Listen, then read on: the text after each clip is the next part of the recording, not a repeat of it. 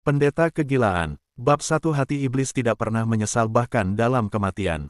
Fang Yuan, diam-diam serahkan jangkrik musim gugur musim semi dan aku akan memberimu kematian cepat. Bajingan tua Fang, berhentilah mencoba melawan lagi. Hari ini semua faksi utama keadilan telah bergabung bersama hanya untuk menghancurkan sarang iblismu. Tempat ini sudah tertutup jaring yang tak terhindarkan, kali ini kau pasti akan dipenggal. Fang Yuan, kau iblis sialan, hanya karena kau ingin mengolah jangkrik musim gugur musim semi, kau telah pergi dan membunuh ribuan orang. Kamu telah melakukan terlalu banyak dosa keji yang tak terampuni. Iblis, 300 tahun yang lalu kau menghinaku, merampas kemurnian tubuhku, membunuh seluruh keluargaku dan mengeksekusi 9 generasiku. Sejak saat itu dan seterusnya, aku membencimu dengan hasrat yang membara. Hari ini, aku ingin kamu mati. Fang Yuan mengenakan jubah hijau tua yang telah dicabik-cabik. Rambutnya acak-acakan dan seluruh tubuhnya berlumuran darah. Dia melihat sekeliling. Jubah berdarah melambai ringan di angin gunung seperti bendera perang. Darah segar mengalir dari banyak luka di tubuh. Hanya dengan berdiri di sana sebentar, Fang Yuan telah mengumpulkan banyak darah di bawah kakinya. Musuh mengelilinginya di sekelilingnya, sudah tidak ada jalan keluar. Itu adalah kesimpulan yang sudah pasti bahwa dia akan mati di sini. Fang Yuan memahami situasinya dengan jelas, tetapi bahkan dalam menghadapi kematian, ekspresinya tidak berubah, itu tenang. Tatapannya tenang, matanya seperti genangan air yang dalam di sumur, begitu dalam sehingga sepertinya tidak ada habisnya. Faksi utama keadilan yang mengelilinginya bukan hanya para tetua yang berpengalaman, tetapi juga para pahlawan muda dan berbakat. Di sekitar Fang Yuan yang terkepung, ada yang meraung, ada yang mencibir, ada mata yang berkilauan dengan cahaya. Beberapa memegang luka mereka sambil melihat dengan ketakutan. Mereka tidak bergerak, semua orang waspada terhadap serangan terakhir Fang Yuan. Selama 6 jam momen menegangkan ini berlangsung hingga malam tiba, matahari memancarkan sinarnya ke sisi gunung. Pada saat itu, seolah-olah tempat itu terbakar. Fang Yuan, yang diam seperti patung sepanjang waktu, perlahan membalikkan tubuhnya.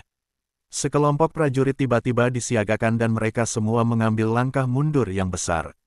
Sekarang batu gunung abu-abu di bawah kaki Fang Yuan telah lama ternoda merah tua. Karena kehilangan terlalu banyak darah, wajahnya menjadi pucat pasi, di sisa-sisa matahari terbenam, tiba-tiba memiliki kilau cemerlang di atasnya. Melihat matahari terbenam, Fang Yuan tertawa ringan. Matahari terbenam di atas gunung biru, bulan musim gugur dengan angin musim semi. Pagi itu baik-baik saja seperti rambut dan malam seperti salju. Apakah Anda berhasil atau gagal ketika Anda melihat ke belakang? Tidak ada yang tersisa. Petik 2. Saat dia mengatakan ini, ingatan tentang kehidupan sebelumnya di bumi muncul di depan matanya. Dia awalnya adalah seorang sarjana Cina di bumi yang kebetulan berada di dunia ini. Dia mengalami kehidupan yang sulit selama 300 tahun dan melewati 200 tahun lagi. Sekitar lebih dari 500 tahun hidupnya berlalu dalam sekejap mata. Begitu banyak kenangan yang terkubur jauh di dalam hati mulai hidup kembali, tumbuh menjadi kehidupan di depan matanya. Aku gagal pada akhirnya. Fang Yuan menghela nafas dalam hatinya secara emosional, namun tidak ada penyesalan. Hasil akhir ini adalah sesuatu yang telah dia ramalkan. Ketika dia membuat keputusan di awal, dia telah mempersiapkan diri untuk ini. Menjadi iblis berarti menjadi tanpa ampun dan kejam, seorang pembunuh dan perusak. Tidak ada tempat di surga atau di bumi untuk hal seperti itu, berubah menjadi musuh bagi dunia, masih harus menghadapi konsekuensinya. Jika jangkrik musim semi musim gugur yang baru saja saya kembangkan efektif, saya akan tetap menjadi iblis di kehidupan saya selanjutnya. Dengan pemikiran ini, Fang Yuan tidak bisa menahan tawa. Iblis jahat, apa yang kamu tertawakan? Hati-hati semuanya, iblis akan menyerang sebelum saat-saat terakhirnya. Cepat dan serahkan jangkrik musim gugur musim semi. Kelompok panglima perang maju ke depan, pada saat ini, dengan ledakan keras, Fang Yuan diliputi gelombang energi yang menyilaukan. Hujan musim semi dengan tenang menghujani gunung King Mao. Saat itu sudah larut malam, angin sepoi-sepoi bertiup dengan hujan ringan.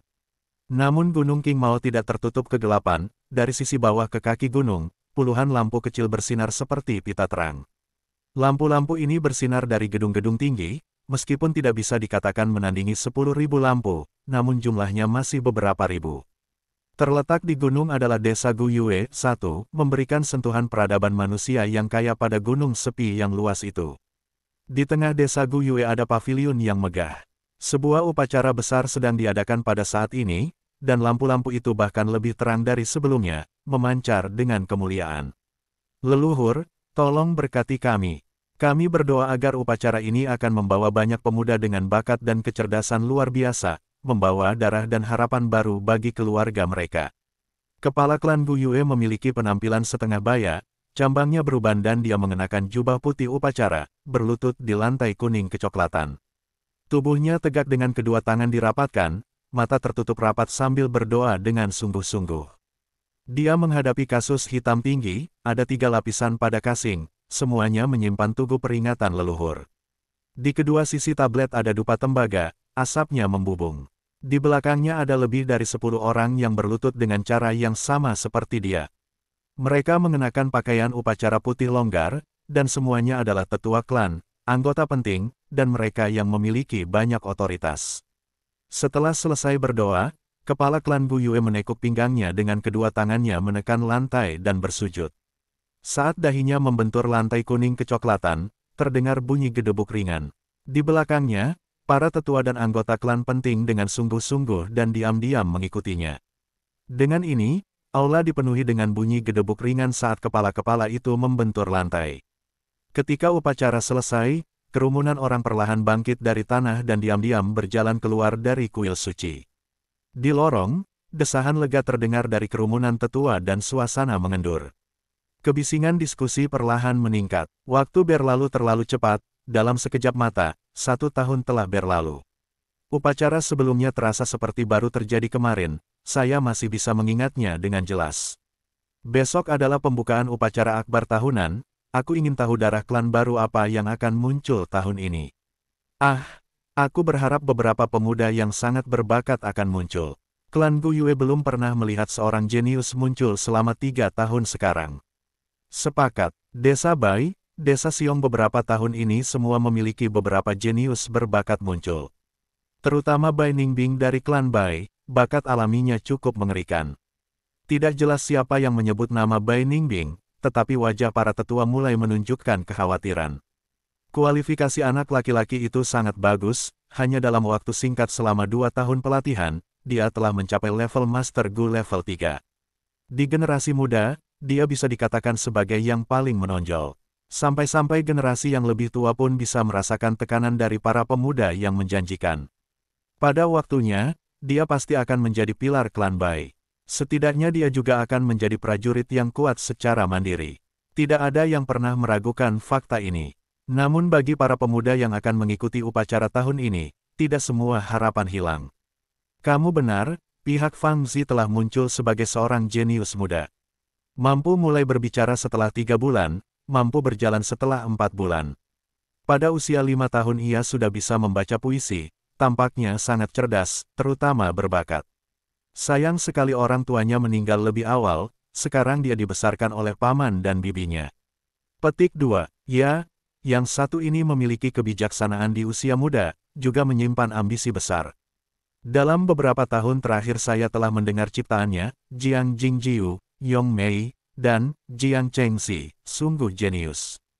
Kepala klan Guyue adalah yang terakhir keluar dari kuil leluhur. Setelah perlahan menutup pintu, dia mendengar diskusi yang terjadi di koridor di antara para tetua klan. Dia langsung tahu bahwa para tetua sedang mendiskusikan tentang pemuda yang dikenal sebagai Guyue Fang Yuan pada saat itu. Sebagai kepala klan, wajar untuk memperhatikan anak-anak muda yang luar biasa dan terkemuka. Dan kebetulan Guyue Fang Yuan adalah yang paling menarik perhatian di antara para junior. Pengalaman telah menunjukkan bahwa mereka yang memiliki ingatan fotografis di usia muda, atau mereka yang memiliki kekuatan yang dapat menandingi orang dewasa, atau memiliki bakat bawaan yang hebat, semuanya memiliki kualifikasi kultivasi yang luar biasa. Jika anak ini menunjukkan potensi nilai A, dengan sangat hati-hati dia bahkan bisa bersaing dengan Bai Ningbing. Bahkan jika itu kelas B, di masa depan dia juga bisa menjadi panji klan Guyue. Tetapi dengan kecerdasan awal semacam ini, persentase nilai B tidak terlalu besar, tetapi sangat mungkin untuk menjadi nilai A. Dengan pemikiran ini, Kepala klan Gu Yue melengkungkan bibirnya perlahan menjadi senyuman. Seketika, dengan batuk dia menghadap para tetua klan dan berkata, "Semuanya, waktunya sudah larut. Untuk upacara pembukaan besok kalian semua harus beristirahat dengan baik malam ini dan menjaga tingkat energi kalian." Mendengar kata-katanya, para tetua tampak terkejut. Mereka saling memandang dengan sedikit kehati-hatian di mata mereka. Kata-kata kepala klan bermaksud baik, tetapi semua orang tahu apa yang ingin dia sampaikan.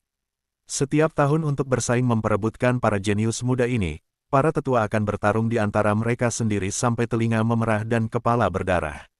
Mereka harus tetap beristirahat dengan baik dan mengisi kembali diri mereka sendiri sampai besok tiba di mana kompetisi dimulai. Terutama dengan Gu Yue Fang Yuan, yang potensi nilainya sangat besar.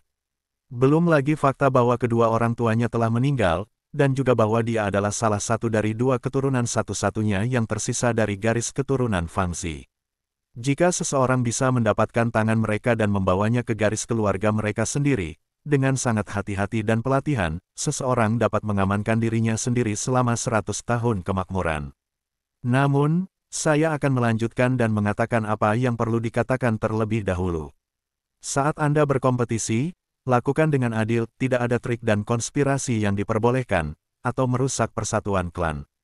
Harap ingat ini, kalian semua. Kepala klan diinstruksikan dengan ketat. Kami tidak akan berani, kami tidak akan berani. Kami akan mengingatnya. Kalau begitu ini selamat malam, harap berhati-hati.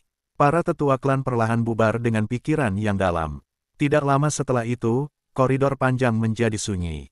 Angin dari hujan musim semi bertiup melalui jendela, dan kepala klan dengan ringan berjalan menuju jendela.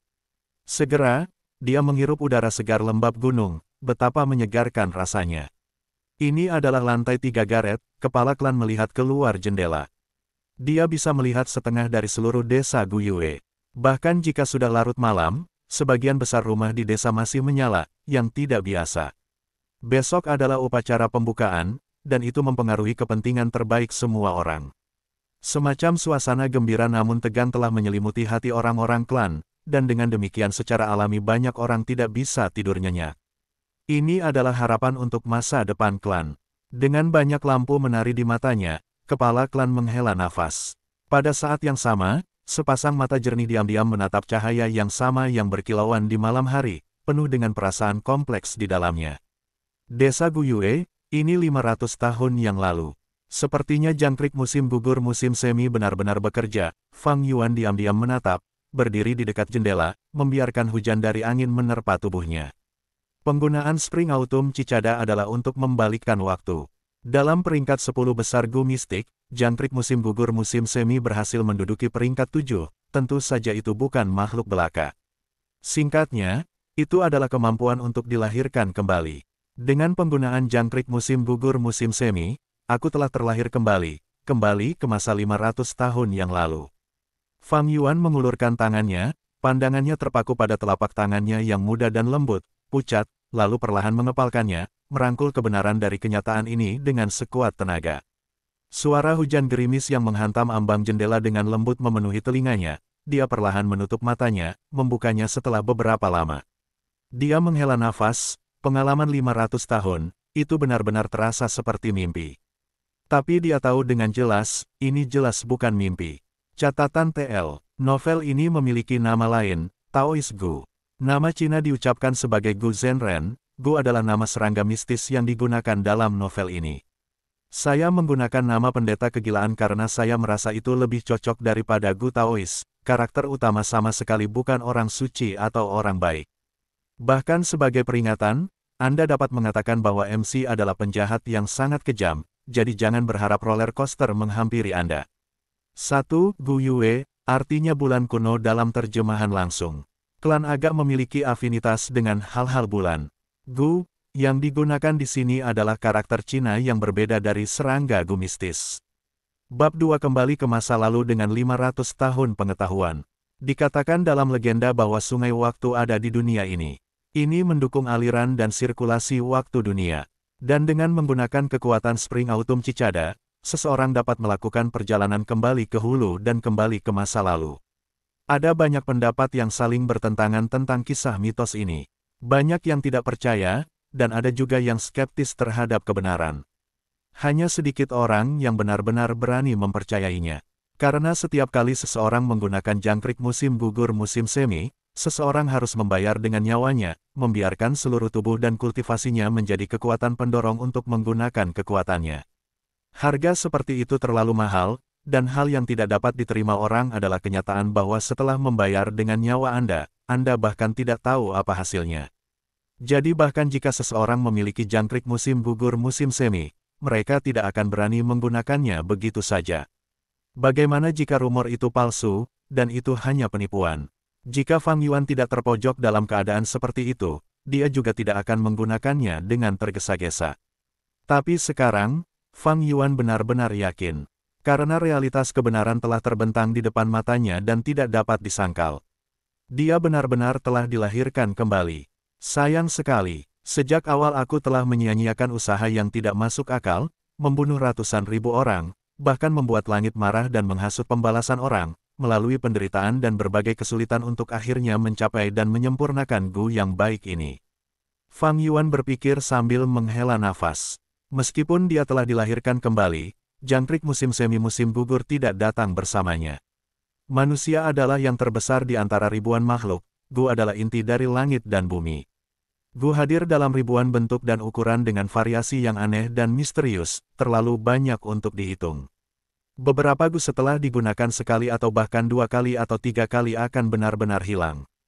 Dan beberapa Gu dapat digunakan kembali lagi dan lagi selama tidak digunakan melebihi batasnya. Konon, kemungkinan Spring Autumn Cicada adalah salah satu jenis yang hanya bisa digunakan sekali sebelum menghilang untuk selamanya.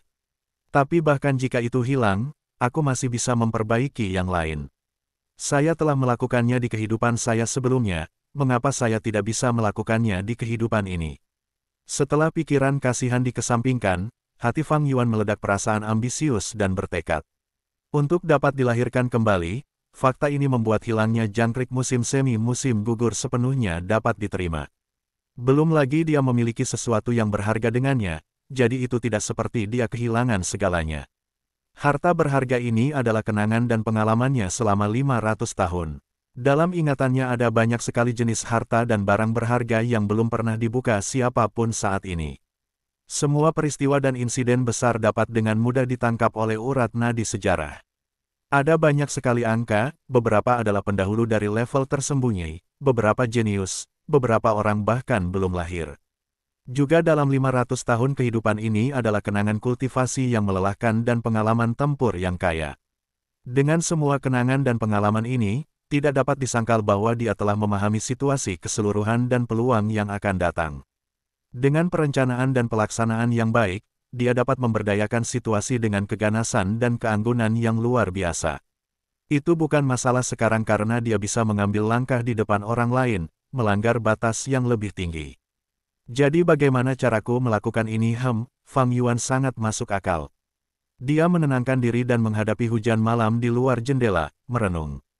Dengan pemikiran ini, segalanya mulai terasa rumit. Setelah berpikir sejenak, alisnya berkerut lebih dalam. Waktu 500 tahun adalah waktu yang agak lama. Jangan menyebutkan kenangan lama yang kacau yang tidak dapat diingat kembali, bahkan mengingat lokasi harta karun atau pertemuan khusus orang banyak, tetapi masalah utamanya adalah lokasinya terpisah jarak jauh dan harus diakses atau dikunjungi. Pada periode waktu tertentu, yang paling penting adalah kultivasi. Saya sekarang bahkan belum membuka laut purba saya, belum melangkah di jalan untuk menjadi Master Gu. Aku hanya manusia biasa. Saya harus bergegas dan berkultivasi, mengejar sejarah dan merebut peluang dengan keuntungan terbaik. Petik 2. Tidak lupa, banyak dari lokasi harta karun yang tersembunyi ini tidak berguna tanpa fondasi yang tepat. Sebaliknya itu hanya akan berjalan ke sarang serigala, mencari kematian. Masalah di depan Fang Yuan saat ini adalah kultivasi. Dia harus meningkatkan level fondasinya secepat mungkin. Jika dia lambat seperti kehidupan sebelumnya, dia akan terlambat. Untuk berkultivasi secepat mungkin, saya harus meminjam sumber daya dari klan. Dengan keadaan saya sekarang, saya tidak memiliki kekuatan atau kemampuan untuk melakukan perjalanan bolak-balik melintasi pegunungan yang berbahaya. Bahkan babi gunung biasa bisa mengambil nyawaku. Jika saya dapat mencapai kultivasi Master Gu tingkat ketiga, saya akan memiliki sarana untuk melindungi diri saya sendiri dan meninggalkan gunung. Petik 2. Melalui mata orang berusia 500 tahun yang telah berkultivasi di Jalan Iblis, Gunung Qingmao terlalu kecil, desa Guyue bahkan terasa seperti sangkar. Tetapi sementara sangkar membatasi kebebasan, jeruji kandang yang kokoh juga membawa semacam keamanan tertentu. Dalam waktu singkat ini aku hanya akan tinggal di kandang ini. Selama saya bisa mencapai guru-gu tingkat ketiga, saya bisa meninggalkan gunung yang malang ini. Untungnya besok adalah upacara kebangkitan, saya akan dapat memulai pelatihan sebagai Master Gu segera setelah itu. Petik 2. Ketika dia memikirkan tentang upacara kebangkitan, ingatan lama yang telah lama terkubur di dalam hatinya muncul kembali dengan sendirinya. Bakat ya, dia mencibir, tatapannya terfokus keluar jendela. Pada saat ini, pintu kamarnya sedikit didorong terbuka dan seorang remaja muda masuk. "Kakak, mengapa kamu berdiri di tengah hujan di sisi jendela?" Pemuda itu kurus, sedikit lebih pendek dari Fang Yuan. Wajahnya sangat mirip dengan wajah Fang Yuan. Saat Fang Yuan menoleh untuk melihat pemuda ini, ekspresi rumit melintas di wajahnya. "Itu kamu ya, saudara kembarku." Dia mengangkat alisnya, ekspresinya kembali ke ketidakpedulian yang dingin. Fang Zheng menundukkan kepalanya dan melihat jari kakinya sendiri, ini adalah sikap tanda tangannya. "Saya melihat jendela kakak laki-laki itu tidak tertutup rapat, jadi saya pikir saya akan masuk ke sini dan menutupnya. Besok adalah upacara kebangkitan, ini sudah sangat larut dan kamu belum tidur kakak. Jika paman dan bibi tahu, mereka mungkin akan khawatir." Fang Zheng tidak terkejut dengan sikap dingin Fang Yuan. Sejak dia masih kecil, kakak laki-lakinya selalu seperti itu.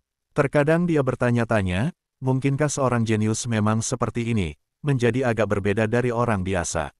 Meskipun dia memiliki tampilan yang sama dengan kakak laki-lakinya, dia merasa bahwa dia biasa seperti semut. Mereka dilahirkan dari rahim yang sama pada saat yang sama, namun mengapa surga begitu tidak adil? Kakak laki-lakinya telah diberkahi dengan bakat yang berkilauan, sementara dia sendiri biasa saja seperti batu. Semua orang di sekitarnya akan berkata, ini adalah adik laki-laki Fang Yuan, ketika mereka menyebut-nyebutnya. Bibi dan pamannya akan terus-menerus menyuruhnya untuk belajar dari kakak laki-lakinya. Bahkan ketika dia melihat ke cermin kadang-kadang, dia akan merasa jijik ketika dia melihat wajahnya sendiri.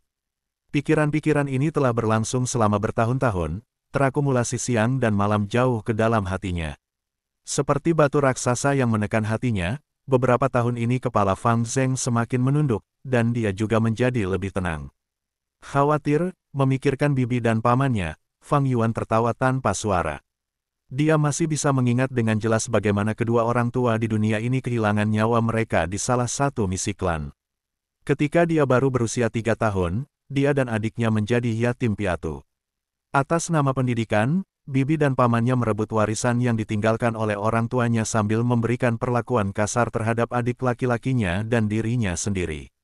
Dia awalnya berencana untuk hanya menjadi orang normal, bahkan berencana untuk menyembunyikan kemampuannya dan menunggu waktunya. Namun hidupnya sulit, membuat Fang Yuan tidak punya pilihan selain memilih untuk mengekspos beberapa bakatnya. Yang disebut bakat hanyalah jiwa yang matang dan intelek yang membawa beberapa puisi kuno populer di bumi. Dengan ini ia berhasil mengejutkan orang dan menarik perhatian. Karena tekanan dari dunia luar, Fang Yuan mudah membuat keputusan untuk menjaga ekspresi acuh tak acuh untuk melindungi dirinya sendiri, mengurangi kemungkinan mengungkapkan rahasia apapun. Lama-kelamaan rasa dingin itu akan menjadi kebiasaan yang biasa ia ekspresikan. Dengan demikian bibi dan pamannya tidak lagi kasar padanya dan adiknya. Seiring berlalunya waktu dan bertambahnya usia, masa depan menjadi lebih optimis dan perawatan yang lebih baik meningkat. Ini bukan kekasih, tetapi jenis investasi. Sungguh lucu bagaimana adik laki-lakinya tidak pernah melihat kebenaran ini, tidak hanya dia ditipu oleh bibi dan paman mereka, dia juga mulai mengubur kebencian di dalam. Meskipun dia tampak seperti anak laki-laki yang baik hati dan jujur sekarang, dalam ingatan Fang Yuan ketika saudaranya diketahui memiliki bakat kelas A, klan menghabiskan banyak usaha untuk membesarkannya dengan semua yang mereka miliki. Setelah itu semua dendam terkubur dan cemburu dan kebencian di dalam dilepaskan, dan seringkali Fang Zheng akan menargetkan, menekan dan mempersulit hidup kakaknya sendiri. Adapun nilainya sendiri, itu hanya bakat kelas C. Nasib suka bermain lelucon. Sepasang kembar, yang lebih tua hanya memiliki bakat kelas C, tetapi telah dikenal sebagai jenius selama belasan tahun. Yang lebih muda yang selalu diabaikan adalah yang memiliki bakat kelas A. Hasil upacara kebangkitan telah membuat klan terkejut. Perlakuan kedua bersaudara itu tiba-tiba berbalik setelah itu. Adik laki-laki itu seperti seekor naga yang naik ke langit, kakak itu seperti burung phoenix yang jatuh ke bumi. Setelah itu datang banyak kesulitan dan masalah dari adiknya sendiri, mata dingin bibi dan pamannya, penghinaan dari orang-orang klan. Apakah dia membencinya? Fang Yuan di kehidupan sebelumnya membencinya. Dia membenci kurangnya bakatnya sendiri, dia membenci betapa kejamnya klan itu, membenci bagaimana nasib begitu tidak adil.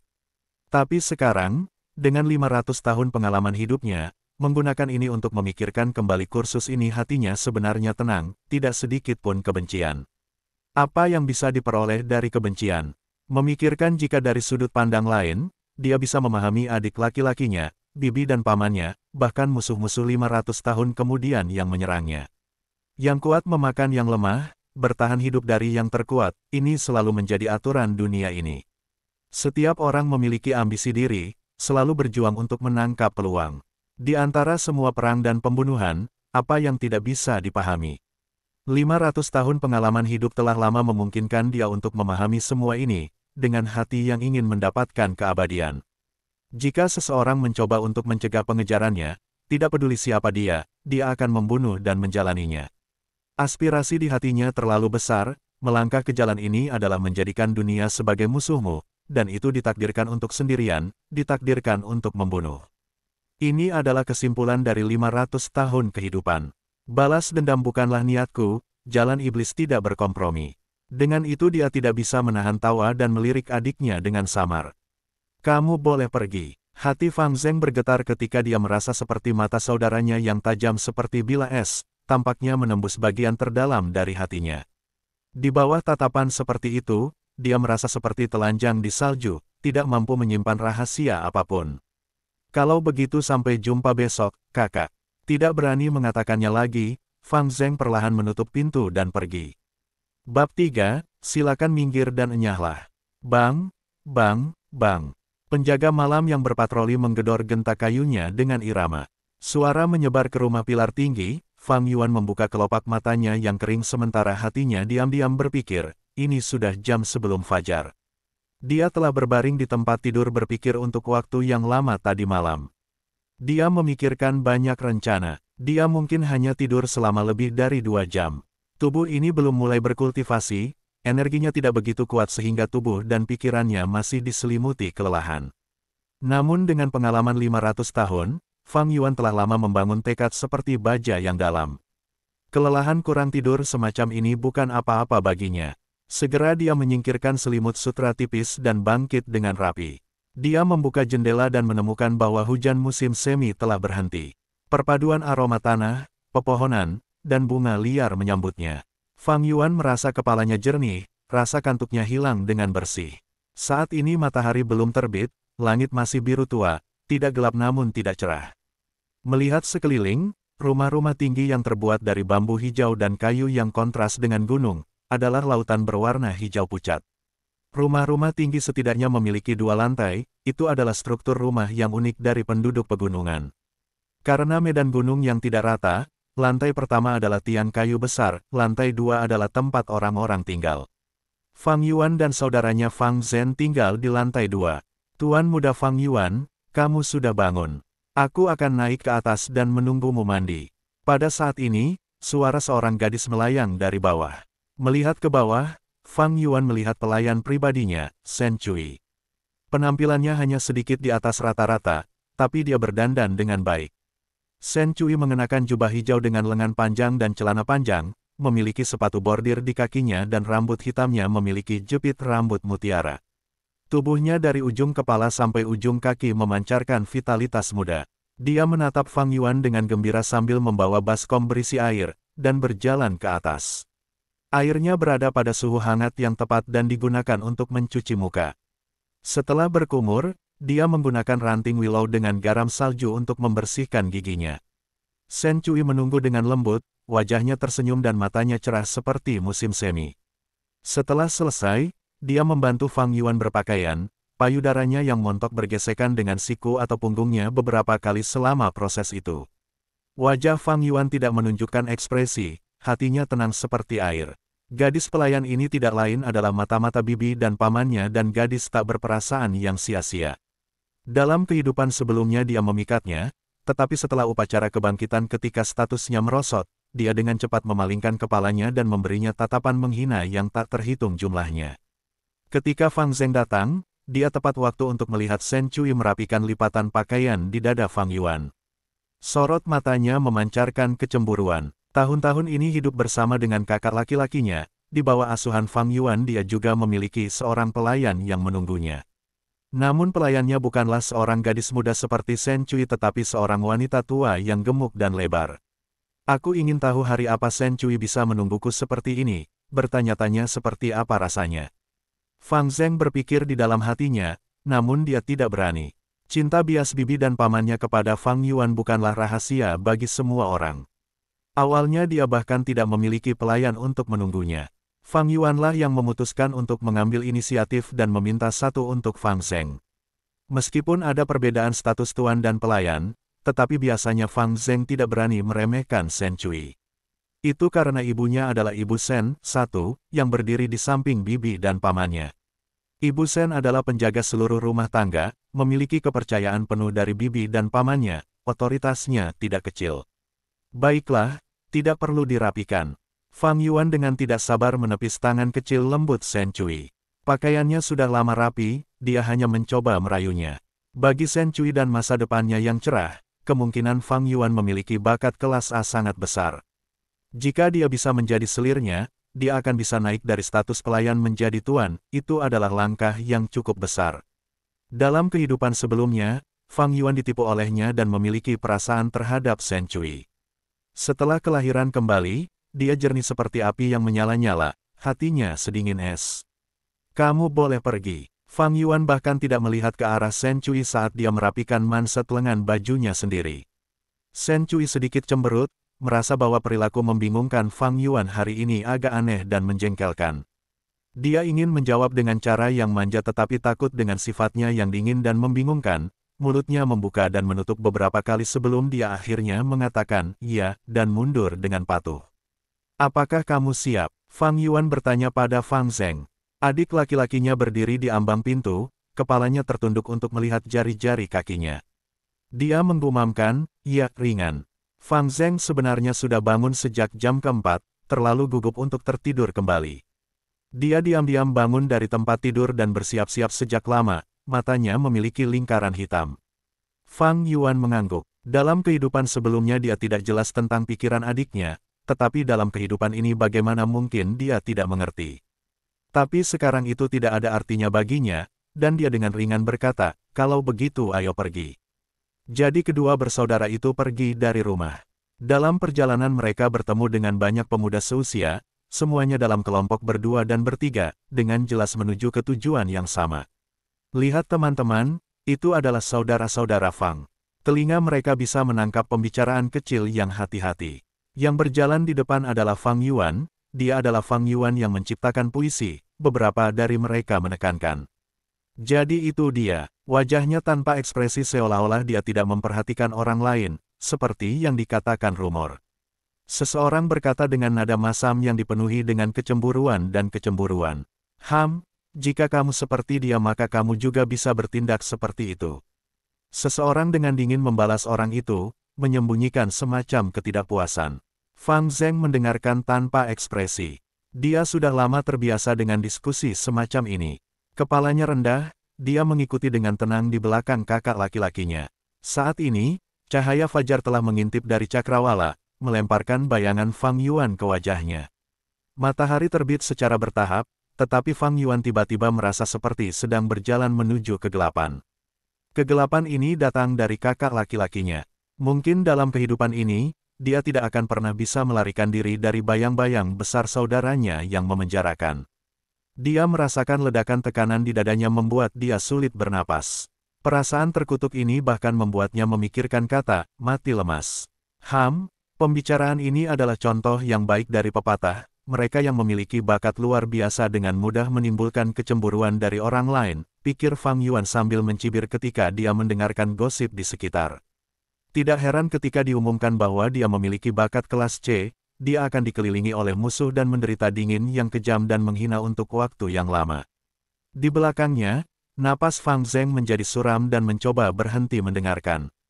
Apa yang tidak berhasil disadari oleh Fang Yuan dalam kehidupan sebelumnya, dia dapat memahami dengan detail terbaik dalam kehidupan ini.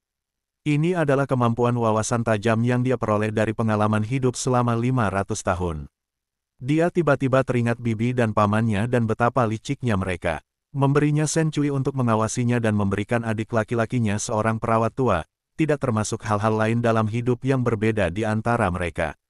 Semua tindakan ini memiliki niat, mereka ingin menyebabkan ketidakbahagiaan di hati adik laki-lakinya dan memicu keretakan di antara saudara-saudaranya.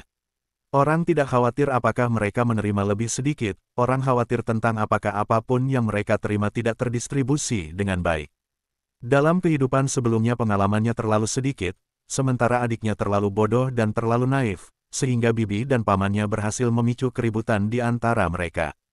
Setelah dilahirkan kembali dengan upacara kebangkitan di hadapannya, sepertinya situasinya sulit untuk diubah. Tetapi dengan cara dan kebijaksanaan jahat Fang Yuan, bukan berarti situasinya tidak dapat diubah. Adik laki-lakinya dapat ditekan sepenuhnya, Shen Cui muda itu bisa dia ubah menjadi selir sejak dini. Tidak melupakan bibi dan pamannya dan para tetua klan, dia memiliki setidaknya beberapa ratus cara untuk mengalahkan mereka. Tapi, aku tidak ingin melakukan itu, Fang Yuan menghela nafas dengan hati-hati. Jadi bagaimana jika itu adalah adiknya sendiri? Tanpa hubungan darah, adik laki-lakinya hanyalah orang luar, dia bisa dengan mudah menyerahkannya kapan saja. Jadi bagaimana jika Shen Cui tumbuh lebih cantik? Tanpa cinta dan kesetiaan, dia hanyalah seonggok daging. Pertahankan dia sebagai selir, dia tidak layak. Jadi bagaimana jika itu bibi dan pamannya, atau tetua klan? Mereka hanya orang yang lewat dalam hidup, mengapa membuang-buang tenaga dan tenaga untuk mengalahkan orang-orang ini? Hehe, selama kamu tidak menghalangi jalanku, maka kamu bisa pergi ke samping dan enyahlah. Aku tidak perlu peduli padamu. Satu Ibu Shen seperti gelar atau cara untuk memanggil seorang wanita dari posisinya. Bab 4 Gu Yue Fang Yuan. Matahari terbit di langit, sinar matahari cemerlang. Kabut gunung tidak terlalu tebal, sinar tajam dengan mudah melewati. Lebih dari 100 pemuda berusia 15 tahun berkumpul di depan paviliun klan. Paviliun klan berada di tengah desa, mencapai 5 lantai dan memiliki atap miring yang tajam, itu dijaga ketat. Sebelum paviliun adalah alun-alun, dan di paviliun adalah kuil dari tablet peringatan leluhur Gu Yue. Setiap generasi kepala klan telah tinggal di paviliun. Dengan setiap upacara besar atau insiden besar, para tetua klan akan berkumpul dan mendiskusikan pertemuan di sini juga. Ini adalah pusat otoritas seluruh desa. Bagus, kalian semua tepat waktu. Hari ini adalah upacara kebangkitan, itu adalah titik balik besar hidup Anda. Aku tidak akan banyak bicara, ikut saja denganku. Yang bertanggung jawab saat ini adalah sesepuh akademi. Jenggot dan rambutnya putih dan dia bersemangat tinggi saat dia memimpin para remaja muda ke paviliun. Namun mereka tidak naik, tetapi dibawa ke bawah setelah melalui pintu masuk aula besar. Setelah menuruni tangga batu yang dibangun, mereka pergi ke gua bawah tanah. Sekelompok pemuda membuat suara terkejut dan takjub.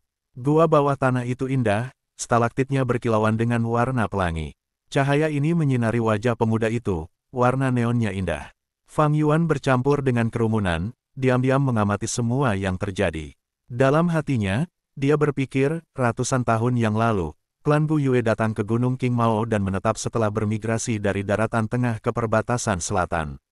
Saat itulah mereka menemukan mata air roh di gua bawah tanah ini. Mata air roh ini menghasilkan sejumlah besar batu purba, dapat dikatakan bahwa ini adalah fondasi dari desa Gu Yue. Mereka berjalan beberapa ratus langkah. Hari semakin gelap dan suara air terdengar samar-samar. Setelah berbelok di tikungan, sungai bawah tanah seluas 3 zang, lebar 1 menyambut mereka. Sekarang lampu warna-warni dari stalaktit telah menghilang sepenuhnya, namun dalam kegelapan sungai memancarkan cahaya biru samar. Itu seperti sungai bintang di langit malam. Sungai mengalir dari kedalaman gua yang gelap. Di dalam air yang jernih, orang bisa melihat ikan, tanaman air dan bahkan pasir di bawah sungai. Di seberang sungai ada lautan bunga. Ini adalah anggrek bulan yang dibudidayakan secara dekat dari klan Gu Yue. Kelopak bunga berwarna biru dan merah muda yang indah itu seperti berbentuk seperti bulan sabit, batang bunganya seperti batu giok, bagian tengah bunganya bersinar seperti jenis kecemerlangan hangat yang terpancar dari mutiara di bawah cahaya. Sepintas, di latar belakang gelap, laut bunga tampak seperti sebidang tanah besar yang ditutupi karpet hijau kebiruan yang dihiasi dengan mutiara yang tak terhitung jumlahnya. Anggrek bulan adalah makanan bagi banyak Gu. Laut bunga ini bisa dikatakan sebagai media budidaya terbesar klan, pikir Fang Yuan sadar pada dirinya sendiri. Wah, cantik sekali. Ini benar-benar indah. Pemandangan baru membuka mata para remaja muda. Masing-masing dari mereka memiliki cahaya yang memancar dari tatapan mereka dengan perasaan gembira dan cemas. Baiklah, dengarkan saat aku memanggil namamu. Mereka yang dipanggil harus berjalan melalui sungai ini ke tepi seberang. Berjalanlah sejauh mungkin, tentu semakin jauh semakin baik. Apakah Anda semua jelas? Kata yang lebih tua, semua jelas, jawab para pemuda. Sebenarnya sebelum mereka datang ke sini, mereka semua pernah mendengar anggota keluarga atau senior mereka membicarakannya. Diketahui bahwa semakin jauh Anda bisa berjalan, semakin baik bakat Anda. Masa depan Anda juga akan menjadi lebih cerah. Gu Yue Chenbo, penatua memegang daftar nama dan memanggil orang pertama. Sungai itu lebar tapi tidak dalam, menutupi sampai tempurung lutut seorang pemuda. Wajah Chenbo penuh dengan keseriusan saat dia melangkah ke laut bunga ke darat. Saat dia melakukannya, dia bisa merasakan tekanan tak terlihat seolah-olah ada dinding di depannya yang tidak bisa dia lihat, menghalangi dia untuk berjalan ke depan. Pada saat ini, bunga-bunga di kakinya tiba-tiba memancarkan cahaya putih yang lemah. Cahaya berkumpul di sekitar Chenbo dan memasuki tubuhnya. Untuk sesaat Chenbo merasakan penurunan tekanan, dinding tak kasat mata yang menghalanginya tiba-tiba terasa lebih lembut. Dengan ini, Chenbo mengertakkan gigi dan mengerahkan kekuatannya, berjalan ke depan. Dia mencoba memaksa masuk dengan kaku, namun setelah 3 langkah dinding di depannya mengeras kembali seperti semula. Jadi dia tidak bisa berjalan lebih jauh. Saat dia melihat ini, tetua menghela nafas. Saat merekam apa yang terjadi, dia berkata, Gu Yue Chenbo, 3 langkah, tidak ada bakat untuk menjadi Master Gu. Selanjutnya, Gu Yue Zhao Xie. Chenbo pucat pasi saat dia berjalan melewati sungai kembali ke pemuda, mengatupkan giginya. Tanpa bakat yang dianugerahkan dia bisa hidup sebagai manusia normal, memegang posisi terendah di klan. Perawakannya goyah, itu adalah pukulan besar baginya, seolah-olah kenyataan telah membunuh semua harapannya. Banyak orang melemparkan tatapan menyedihkan kepadanya, sementara lebih banyak lagi yang terpaku menatap orang kedua yang menyeberangi sungai. Sangat disayangkan bahwa pemuda ini hanya bisa berjalan 4 langkah ke depan, dia juga tidak memiliki bakat. Tidak semua orang memiliki bakat alami untuk menjadi Master Gu. Secara umum, tidak buruk jika 5 dari 10 orang memiliki bakat. Di klan Gu, rasio ini lebih tinggi, mencapai 6 orang. Ini karena nenek moyang klan Gu Yue, pemimpin klan generasi pertama adalah orang yang terkenal, legendaris dan kuat. Karena alasan budidaya, garis keturunannya membawa gen yang kuat, sehingga kualitas rata-rata bakat di klan Gu Yue umumnya lebih tinggi karena mereka membawa darahnya ke dalam pembuluh darah mereka. Dengan 2 kegagalan berturut-turut, para tetua lain yang mengamati pemandangan dalam kegelapan mulai membuat ekspresi jelek. Bahkan kepala klan sedikit mengernyit. Saat berikutnya, Tetua Akademi memanggil nama ketiga, Gu Yue Mobei.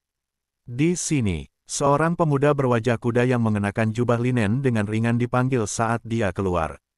Perawakannya tinggi, terlihat jauh lebih kuat daripada teman-temannya. Ada aura berani tentang dia. Dia menyeberangi sungai dalam beberapa langkah dan mencapai tepi seberang. 10 langkah, 20 langkah, 30 langkah, satu demi satu cahaya kecil memasuki tubuhnya. Dia berjalan sampai dia mencapai 36 langkah sebelum akhirnya dia tidak bisa melangkah lebih jauh. Para pemuda di tepi sungai menyaksikan dengan mata terbuka lebar, terkejut. Tetua Akademi dengan gembira berseru, "Bagus, Gu Yue Mobei, bakat kelas B. Kemarilah, biarkan aku melihat laut purbamu." Gu Yue Mobei berjalan kembali ke sisi sesepuh Akademi. Yang terakhir mengulurkan tangannya dan meletakkannya di bahu remaja itu, menutup matanya saat dia memeriksa dengan fokus. Kemudian dia menarik kembali tangannya dan mengangguk, mencatat di atas kertas, Gu Yue Mobei, laut purba berukuran 6x6, dapat dilatih dengan penuh semangat.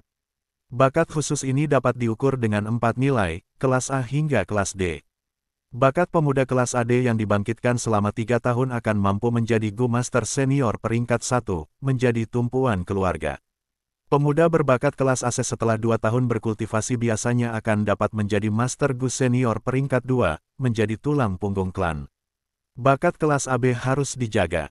Seringkali menjadi tetua klan masa depan, dengan 67 tahun pelatihan mereka akan menjadi peringkat 3 Master Gu. Dan ketika sampai pada nilai A, meskipun hanya 1, akan membawa keberuntungan besar bagi seluruh klan.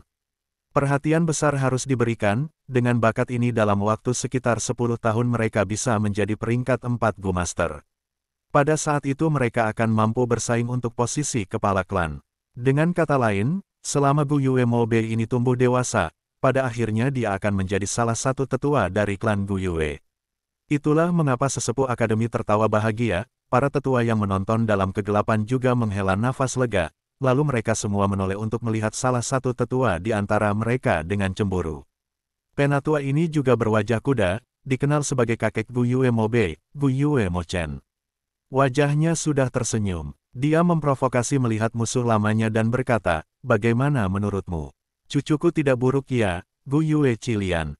Gu Yue Qilian memiliki kepala yang penuh dengan rambut merah. Dia membuat kesal, tidak membalas yang lain. Terlihat sekali ekspresi wajahnya sangat gelap. 1 jam kemudian, setengah dari pemuda itu sudah berjalan melewati lautan bunga. Ada cukup banyak talenta kelas C dan D di antara mereka, sementara setengah dari pemuda itu tidak memiliki bakat sama sekali. Garis keturunannya semakin tipis. Beberapa tahun ini klan tidak memiliki master peringkat 4 untuk memperkuat garis keturunan.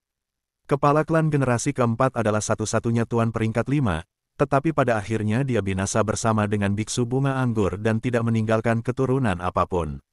Bakat generasi selanjutnya klan Gu Yue semakin lemah, kata kepala klan sambil menghela nafas panjang. Pada saat ini, tetua akademi berteriak, "Gu Yue Qichen." Mendengar nama ini semua tetua memandang Gu Yue Qilian, ini adalah cucu Gu Yue Qilian. Gu Yue Qilian memiliki tubuh kecil dan pendek dengan wajah penuh bopeng. Dia mengepalkan tinjunya, seluruh wajahnya berkeringat. Jelas bahwa dia sangat gugup. Saat ia berjalan ke tepi seberang, lampu-lampu kecil memasuki tubuhnya, setelah berjalan lurus selama 36 langkah dia berhenti. Kelas B lagi, tetua akademi berteriak. Para pemuda memulai keributan, mengirim tatapan iri pada Gu Yue Qichen. Hahaha, 36 langkah. 36 langkah. Gu Yue Qilian berteriak, dengan bangga menatap Gu Yue Mobe. Kali ini giliran Gu Yue Mo Chen yang memasang wajah masam. Gu Yue Qichen, ya, di tengah kerumunan, Fang Yuan mengelus dagunya sambil berpikir. Dalam ingatannya, klan itu menghukum berat Gu Yue Qichen karena dia curang saat upacara kebangkitan. Pada kenyataannya Qichen hanya memiliki bakat kelas C, tetapi karena kakeknya Gu Yue Qilian membantunya memalsukan hasil, itulah mengapa ia tampaknya memiliki bakat kelas B. Sejujurnya jika dia ingin menipu, Fang Yuan memiliki banyak cara untuk melakukannya, beberapa cara bahkan lebih sempurna daripada metode Gu Yue Qichen. Jika bakat kelas B atau kelas A muncul, mereka akan menerima perhatian besar klan. Tapi pertama-tama, Fang Yuan baru saja dilahirkan kembali. Sulit untuk mempersiapkan metode curang dengan kondisi ini. Kedua, bahkan jika dia berhasil menipu, dia tidak akan bisa memalsukan kecepatan kultivasinya. Dia akan diekspos saat itu. Namun Gu Yue Qichen berbeda, kakeknya adalah Gu Yue Qilian, salah satu dari 2 tetua dengan otoritas paling besar dalam klan. Dengan ini Qilian akan bisa menutupi cucunya. Gu Yue Qilian selalu memusuhi Gu Yue Mo Chen, kedua tetua ini adalah 2 otoritas berpengaruh terbesar klan. Untuk menekan lawannya, dia membutuhkan cucunya sendiri untuk memiliki bakat yang luar biasa. Itu juga karena dia membantu dari belakang, Gu Yue Qichen mampu menyembunyikan kebenaran untuk sementara waktu. Dalam ingatanku, jika bukan karena insiden itu, kebenaran tidak akan pernah terungkap. Mata Fang Yuan bersinar dengan cahaya, pikirannya memikirkan cara untuk menggunakan pengetahuan ini untuk keuntungannya. Jika dia mengungkap masalah itu di tempat, dia akan menerima sedikit hadiah dari klan, tapi kemudian dia akan menyinggung Gu Yue Qilian yang sangat kuat. Ini tidak dianjurkan. Dalam waktu sesingkat itu dia juga tidak bisa memeras mereka. Karena memiliki status rendah, itu hanya akan menjadi bumerang baginya. Saat dia merenung, dia tiba-tiba mendengar sesepuh akademi memanggil namanya sendiri, Gu Yue Fang Yuan. Bab 5 Manusia Pertama dan Gu 3, Berharap Kebangkitan. Pada saat itu, sekelilingnya menjadi sunyi. Tak terhitung jumlah mata yang tertuju padanya. Semakin seru, pikir Fang Yuan dalam hati sambil tertawa. Di bawah tatapan massa, dia berjalan menyeberangi sungai dan mencapai tepi seberang. Dia bisa merasakan lapisan tekanan pada dirinya. Tekanan ini datang dari mata air roh jauh di dalam laut bunga. Mata air roh menghasilkan ki purba, karena ki terlalu kaya di sini, itu menyebabkan tekanan. Tetapi dengan sangat cepat dari bunga-bunga di bawah kaki Fang Yuan, cahaya-cahaya kecil muncul.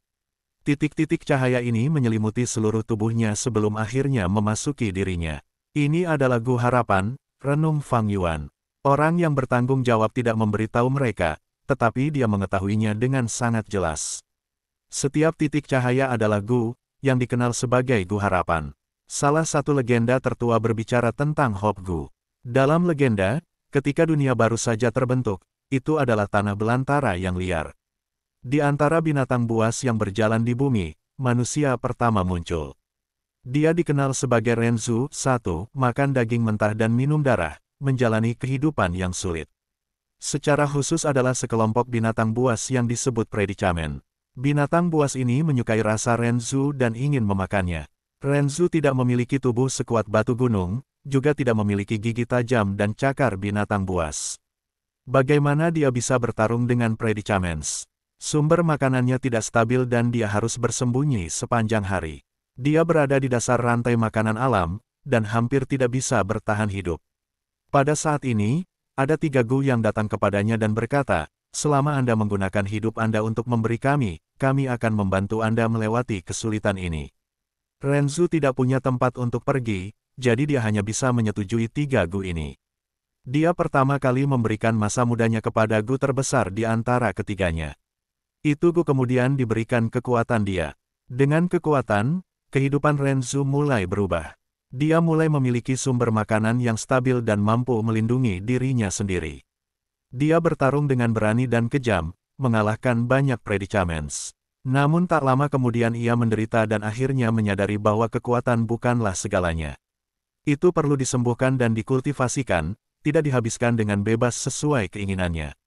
Belum lagi ketika menghadapi seluruh kelompok kesulitan, kekuatannya sendiri terlalu kecil.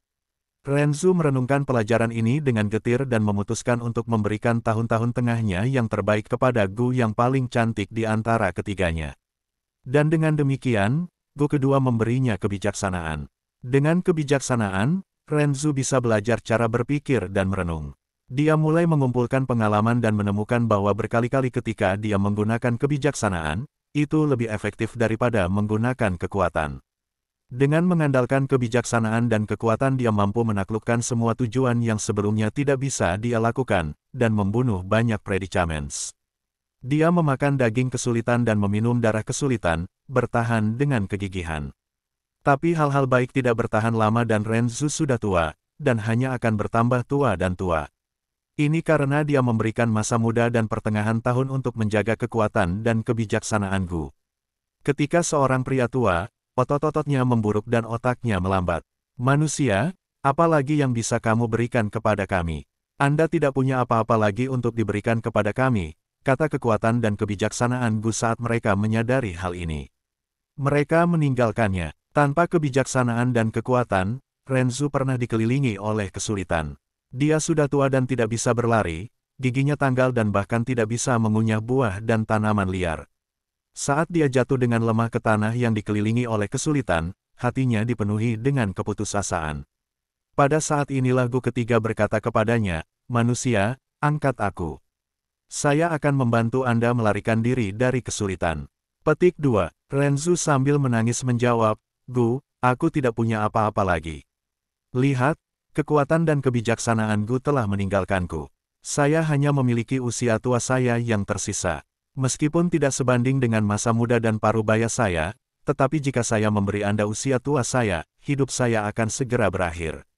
Meskipun saya dikelilingi oleh kesulitan sekarang, tetapi saya tidak akan langsung mati.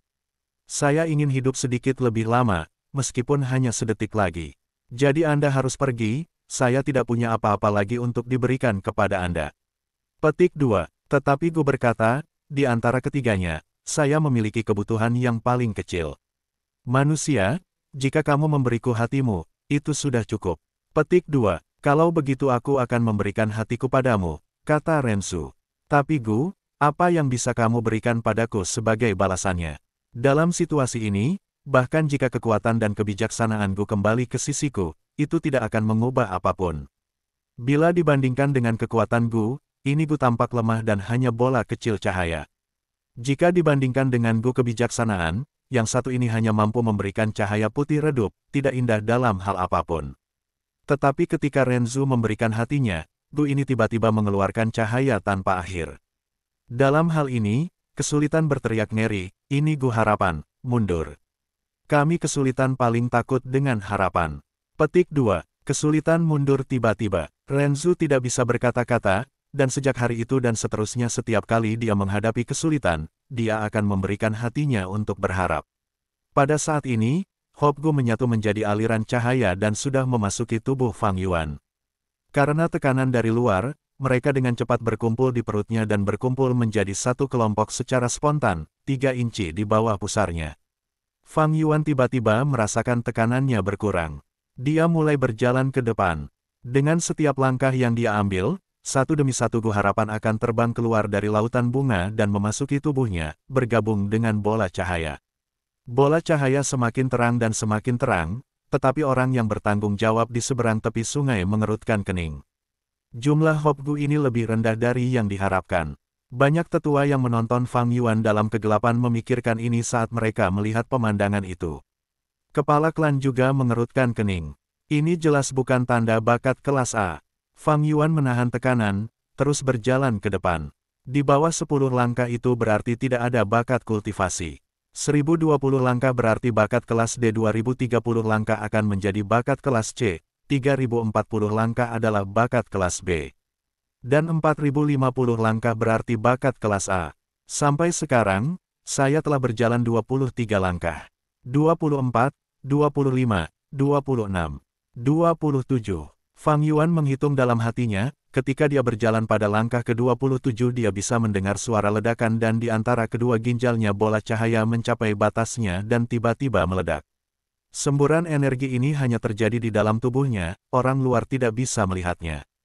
Hanya Fang Yuan saja yang bisa merasakan pada saat itu, reaksi yang menggetarkan.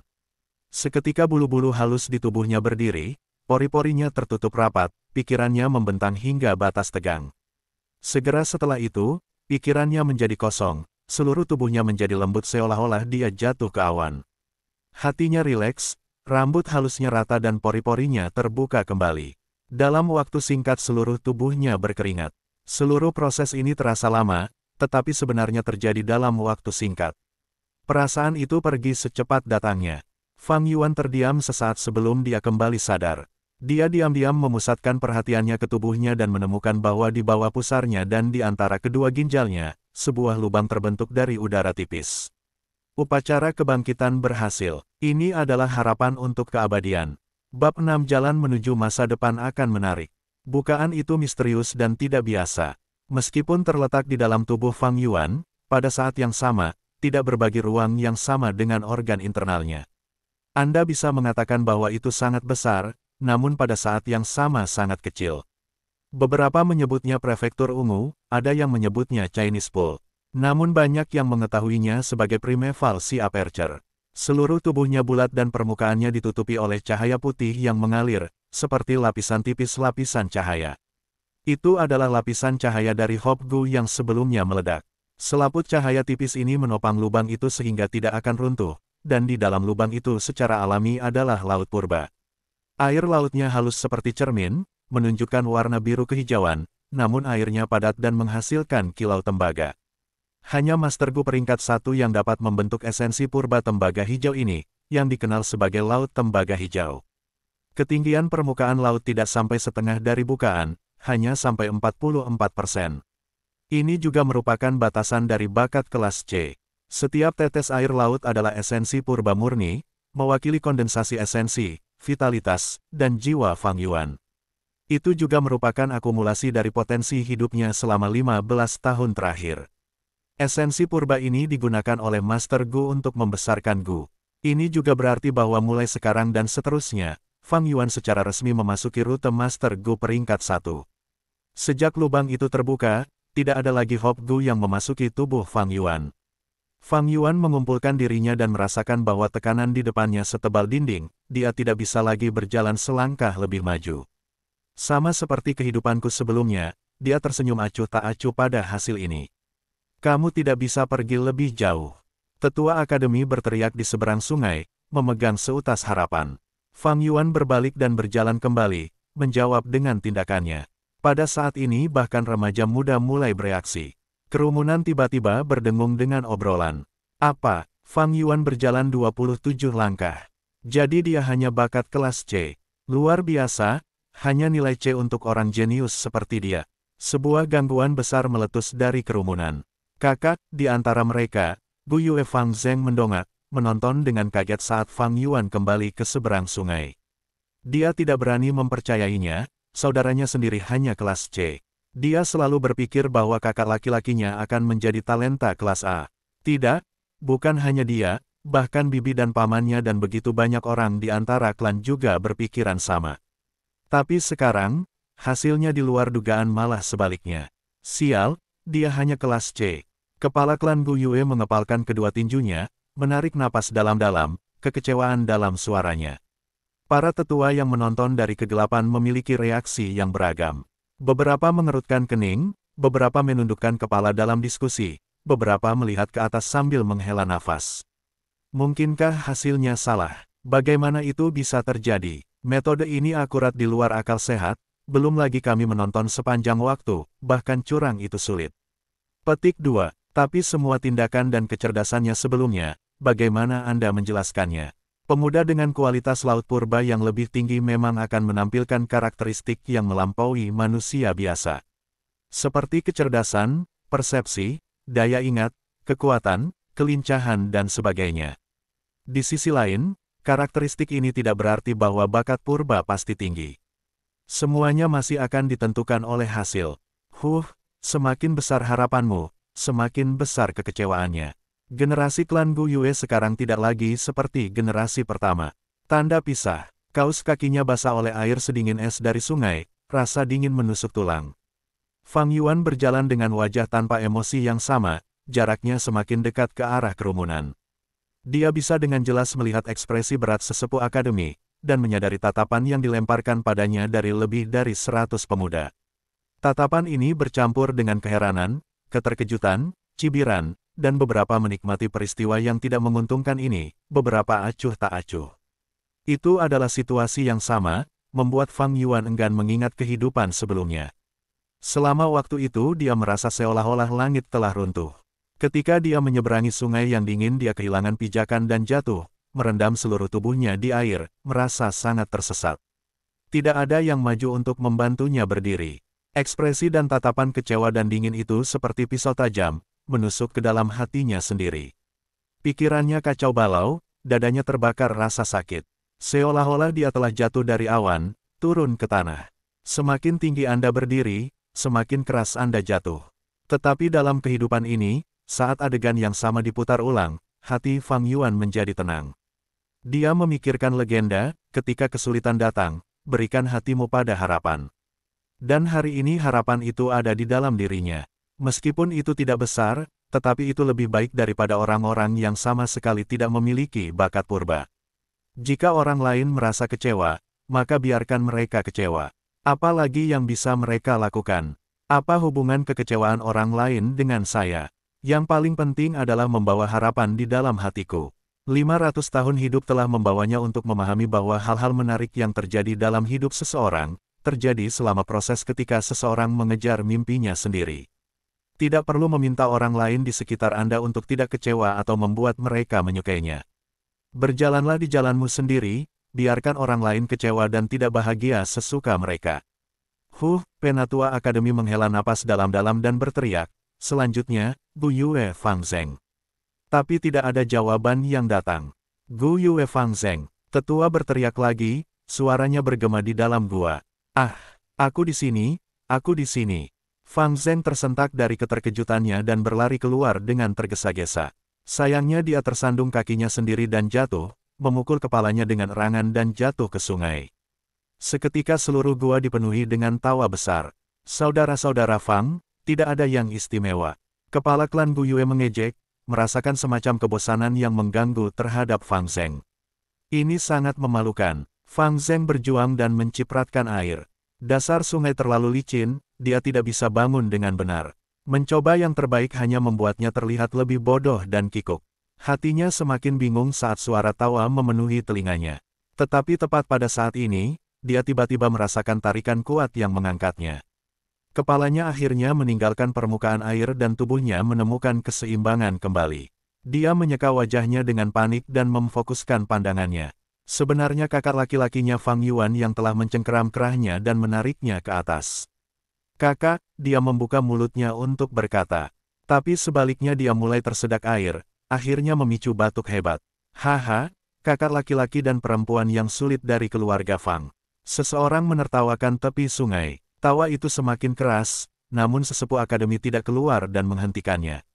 Dia sangat mengerutkan kening, kekecewaan memenuhi hatinya. Fang Zeng benar-benar bingung harus berbuat apa, dan kemudian dia mendengar saudaranya berkata kepadanya, lanjutkan. Jalan menuju masa depan akan menarik. Fang Zeng tidak bisa membantu tetapi membuka mulutnya karena terkejut.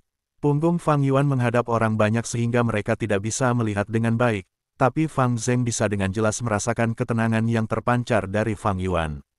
Saat kakak laki-lakinya berbicara, sudut mulutnya sedikit terangkat, memperlihatkan senyum yang dalam dan penuh perhatian. Itu jelas hanya bakat kelas C, namun bagaimana kakak bisa begitu tenang? Fang Zeng tidak bisa tidak bertanya-tanya, hatinya penuh keraguan. Namun Fang Yuan tidak mengatakan apa-apa lagi. Dia menepuk punggung Fang Zeng, dan berbalik dan berjalan pergi. Fang Zeng memasang ekspresi tercengang saat dia berjalan menuju Laut Bunga. Aku tidak pernah mengira kakak laki-laki akan begitu tenang. Jika itu aku akan. Dia menundukkan kepalanya, berjalan ke depan dengan linglung. Namun dia tidak tahu bahwa dia sedang memainkan adegan ajaib. Ketika dia akhirnya tersadar dari lamunannya, dia sudah berada jauh di dalam lautan bunga, berdiri di kejauhan yang belum pernah dicapai orang lain di hadapannya. 43 langkah. Ya Tuhan, bakat kelas A. Tetua akademi berteriak, sepertinya telah kehilangan akal sehatnya. Nilai A, benar-benar nilai A.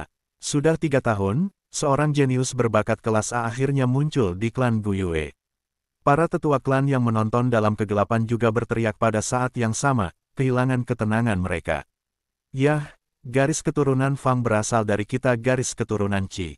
Jadi kami keluarga Qi akan mengadopsi Gu Yue Fang Zeng, Gu Yue Qilian segera mengumumkan. Bagaimana mungkin, Anda tua atas Qilian, moral dan kemampuan Anda rusak, tapi Anda pasti pandai menyesatkan anak laki-laki. Lebih baik menyerahkan anak ini kepada saya, Gu Yue Mo Chen untuk dibesarkan. Gu Yue Mo Chen langsung meraung kembali. Berhenti berdebat, tidak ada yang lebih memenuhi syarat untuk membesarkan anak ini selain pemimpin klan saat ini. Siapapun yang keberatan akan melawanku, Gu Yue Bo. Kepala klan Gu Yue menjadi gila dan menyapu pandangan merahnya yang berapi-api ke atas tatapan kecewa dan putus asa. Catatan penerjemah, akhirnya, bab 6 selesai. Semoga kalian menantikan chapter selanjutnya, lebih besar dari. Juga jika Anda belum menyadarinya sekarang, dan karena penulis menyebutkan ini dalam catatannya di bab 1, karakter utama adalah penjahat. Dia pasti kejam dan sangat jahat. Jika ini bukan secangkir teh Anda, jangan ragu untuk menjatuhkannya.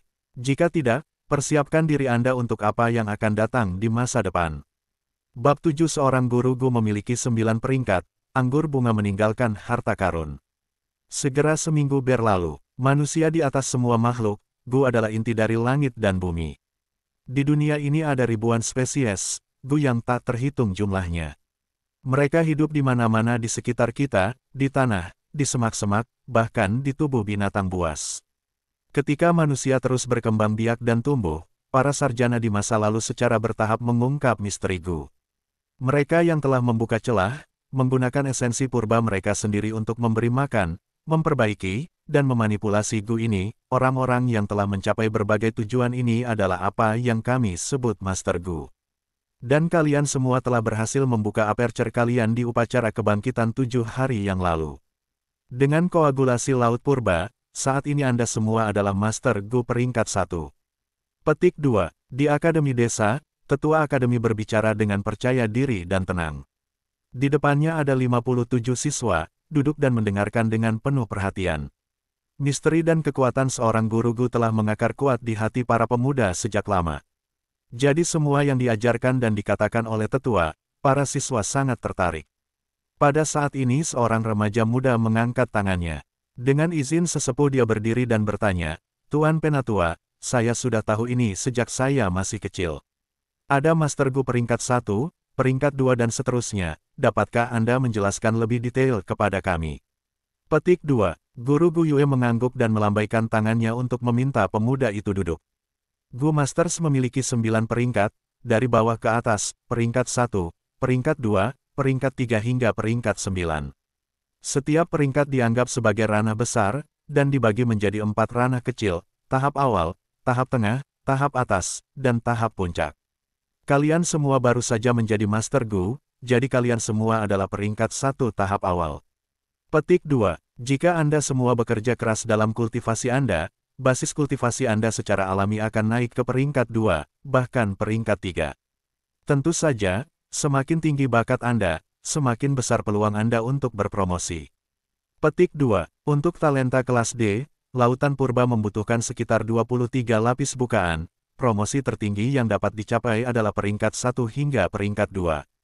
Untuk bakat kelas C, Laut Purba adalah 45 lapisan bukaan.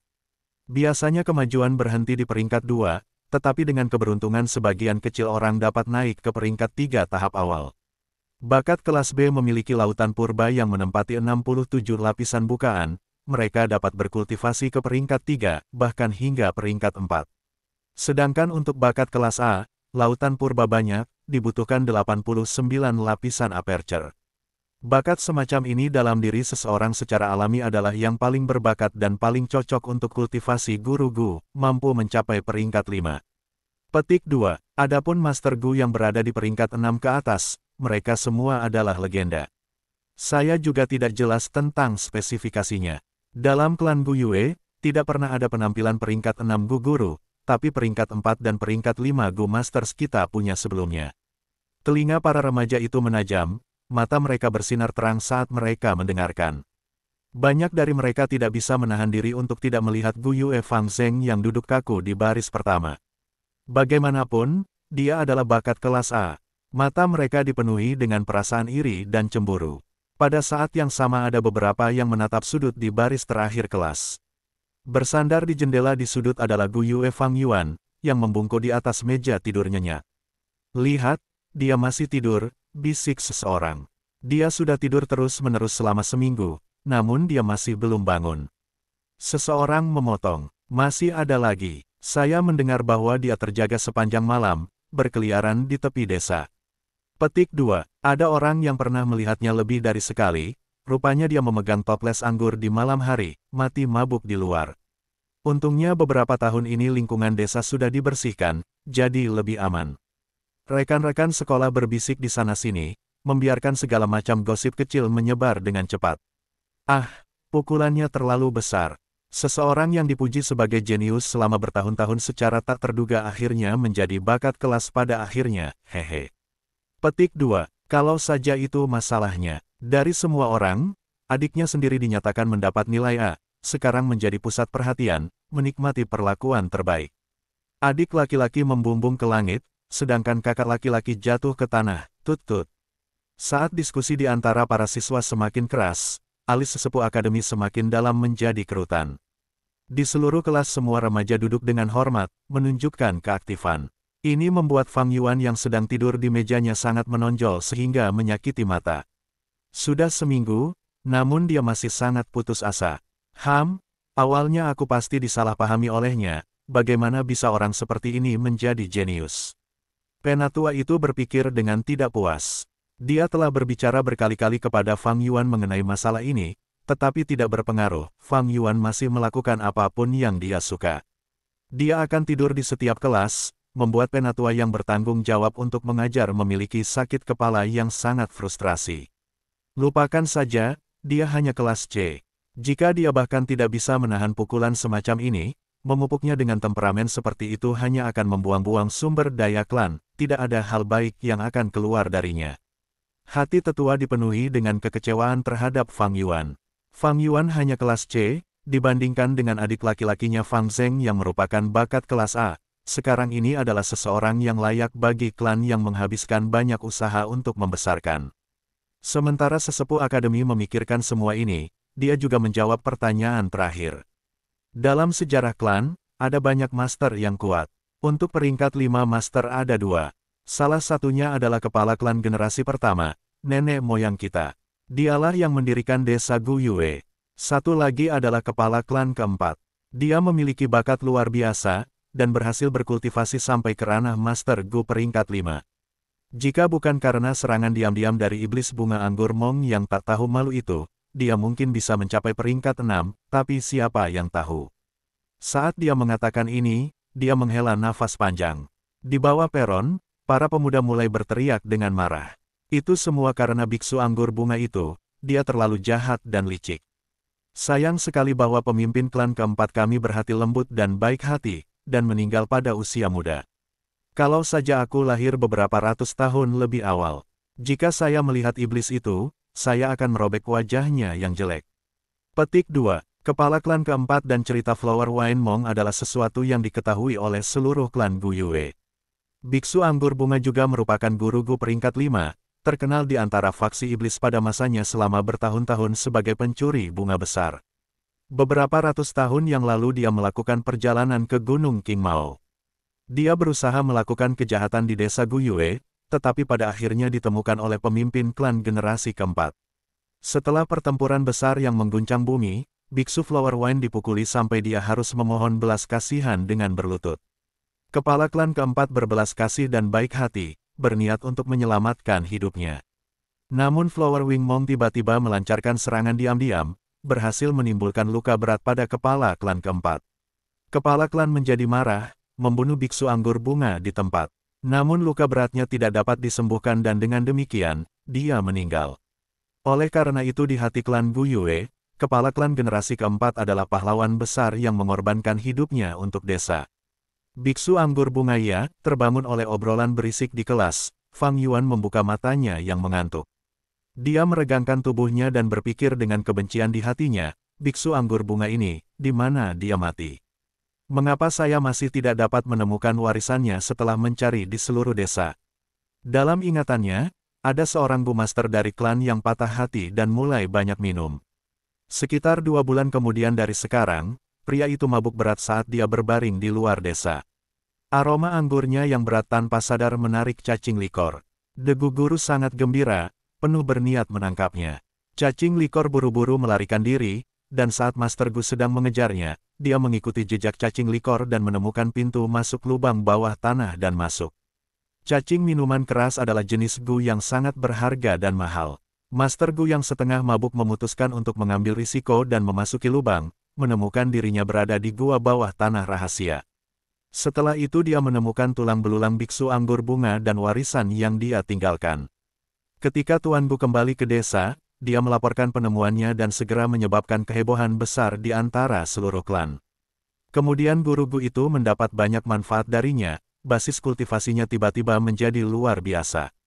Kekasihnya yang pernah meninggalkannya sebelumnya tertarik padanya lagi, dan dia menjadi pembicaraan klan untuk sementara waktu. Sayangnya saya hanya mendengar sedikit demi sedikit tentang berita ini, jadi saya tidak tahu di mana lokasi akuratnya. Bukannya aku tahu aku akan dilahirkan kembali sampai hari ini. Flower Wine Mong, di dunia mana kamu mati? Beberapa hari ini dia telah membeli banyak anggur, berkeliaran di sekitar desa begitu malam tiba. Dia ingin menggunakan aroma minuman keras untuk menarik cacing minuman keras. Sayangnya dia tidak pernah melihat cacing likor muncul, membuatnya merasa sangat kecewa. Jika saya dapat menemukan cacing likor itu dan memurnikannya menjadi Gu vital saya, itu akan jauh lebih baik daripada Moonlight Gu Clan. Dalam sekejap mata sudah April, tidak ada banyak waktu tersisa. Fang Yuan menghela nafas dan menatap keluar jendela. Di bawah langit biru dan awan putih, pegunungan menghijau membentang ke kejauhan. Di sekitarnya ada rumpun bambu. Ini adalah bambu tombak unik Gunung King Mao, setiap batang bambu lurus seperti garis, ujung bambu sangat tajam seperti ujung tombak. Tidak terlalu jauh, hutan sudah menghijau. Tunas lembut tumbuh di lautan warna hijau kuning. Sesekali, burung pipit yang cantik dan berwarna-warni akan hinggap di dahan. Angin musim semi bertiup, membungkus kesegaran gunung dan sungai, dan menyebarkannya ke dunia. Tanpa disadari, kelas hampir selesai. Tetua Akademi akhirnya memberitahu, minggu ini saya telah mengajari Anda semua cara merenungkan dan memeriksa laut purba bukaan Anda sendiri, dan bagaimana bermeditasi dan beralih di sekitar esensi purba di dalam tubuh Anda. Sekarang saatnya bagi Anda semua untuk memperbaiki gu vital Anda. Setelah kelas ini berakhir, kalian semua akan pergi ke ruang gu Akademi dan memilih cacing gu. Setelah memilih gu Anda, silakan pulang dan fokus untuk memperbaikinya. Ketika Anda akhirnya menyempurnakan gu Anda, maka Anda dapat kembali ke akademi dan melanjutkan menghadiri kelas. Pada saat yang sama, ini adalah penilaian pertama Anda. Siapapun yang dapat menyelesaikan penilaian ini terlebih dahulu akan diberi hadiah berupa 20 batu purba yang murah hati. Petik 2. TL catatan, maaf atas keterlambatannya, saya sedang sibuk. Inilah bab 7 yang sudah lama ditunggu-tunggu. Bab 8 segalanya akan selalu menjadi sesuatu, tetapi manusia akan berubah. Di samping akademi ada ruang gu. Kamar gu tidak besar, hanya berukuran 60 meter. Di jalan seorang guru gu menuju kultivasi, seorang gu adalah kunci kekuatan. Di akhir kelas, para remaja yang bersemangat bergegas menuju ruang gu. Bentuk barisan, masuk satu persatu, beberapa suara tiba-tiba berteriak, wajar jika ada penjaga di luar ruangan gu. Para pemuda masuk satu persatu dan keluar. Akhirnya giliran Fang Yuan yang memasuki ruangan gu. Ruangan ini adalah ruangan yang misterius. Keempat dinding semuanya berlubang, di masing-masing lubang persegi tertanam ini ada lubang persegi lainnya. Masing-masing lubang berbeda ukurannya, ada yang besar dan ada yang kecil. Yang lebih besar tidak lebih besar dari panci gerabah, lubang yang lebih kecil tidak lebih kecil dari kepalan tangan. Di banyak lubang persegi ada semua jenis wadah, ada baskom batu abu-abu, piring batu giok hijau, kandang rumput yang indah, kompor tanah, del. Wadah ini disimpan di semua jenis gu. Beberapa gu diam, sementara beberapa gu membuat banyak suara, membuat suara kicau, kikik, gemerisik, dan sebagainya. Semua suara ini digabungkan bersama untuk menciptakan semacam simfoni kehidupan. Gu juga dibagi menjadi 9 level besar, mengikuti konsep yang sama dari 9 alam peringkat gu masters. Semua gu di ruangan ini adalah gu peringkat 1. Fang Yuan melihat sekeliling, segera menyadari hal ini. Secara umum, peringkat 1 gu masters hanya dapat menggunakan peringkat 1 gu. Jika mereka menggunakan gu level yang lebih tinggi, para master ini harus membayar harga yang sangat mahal. Selain itu, gu perlu diberi makan. Tingginya biaya memberi makan gu tingkat yang lebih tinggi seringkali bukan sesuatu yang dapat dibeli oleh master gu dengan peringkat lebih rendah. Jadi bagi Master Gu yang merupakan pendatang baru, mereka akan selalu memilih cacing gu peringkat 1 sebagai gu pertama mereka yang disempurnakan kecuali dalam situasi khusus. Ada makna besar bagi gu pertama yang disempurnakan oleh guru gu, ini akan menjadi gu vital mereka, menghubungkan kehidupan mereka bersama. Jika mati, Master Gu akan menderita pukulan besar. Sayangnya, keinginan awalku adalah mendapatkan cacing likor flower wine mong dan memurnikannya sebagai gu vitalku. Tapi saat ini masih belum ada petunjuk dalam pencarianku untuk kerangka biksu anggur bunga.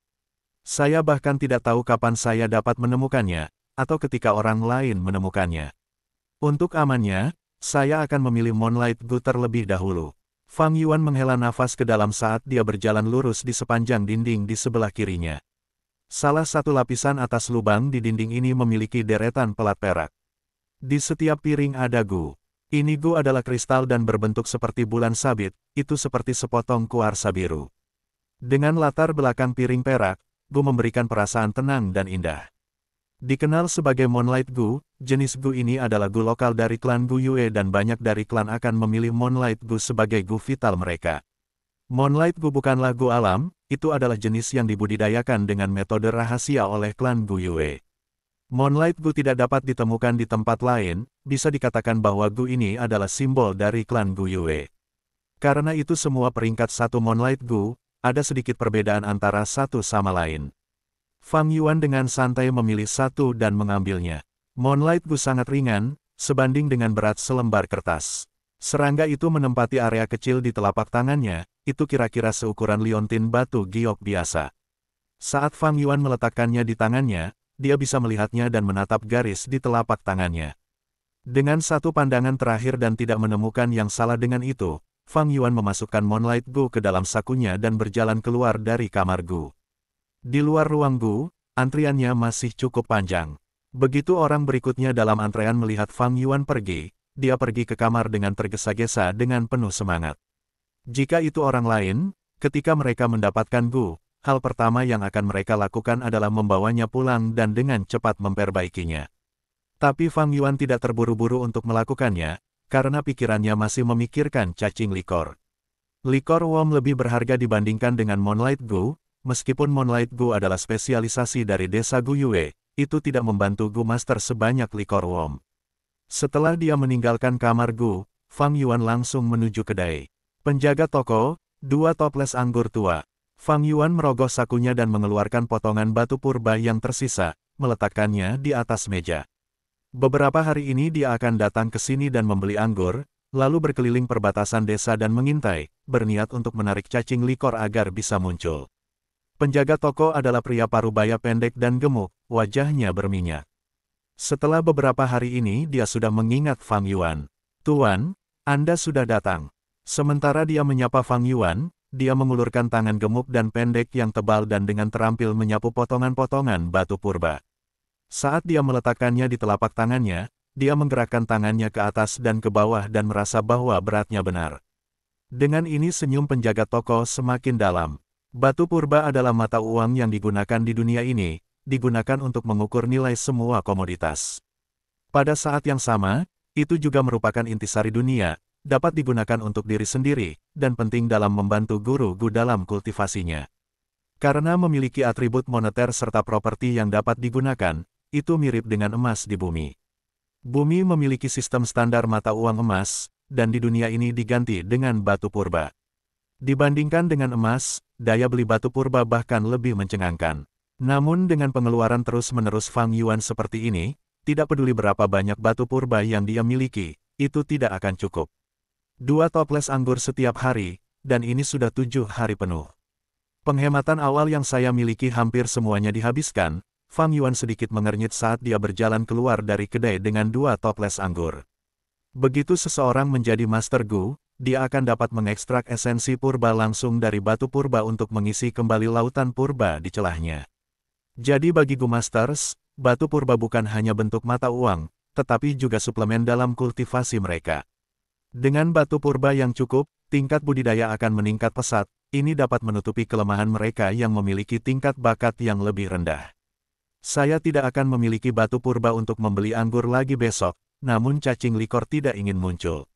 Apakah saya benar-benar harus mengambil Moonlight Gu dan memperbaikinya sebagai Gu vital saya?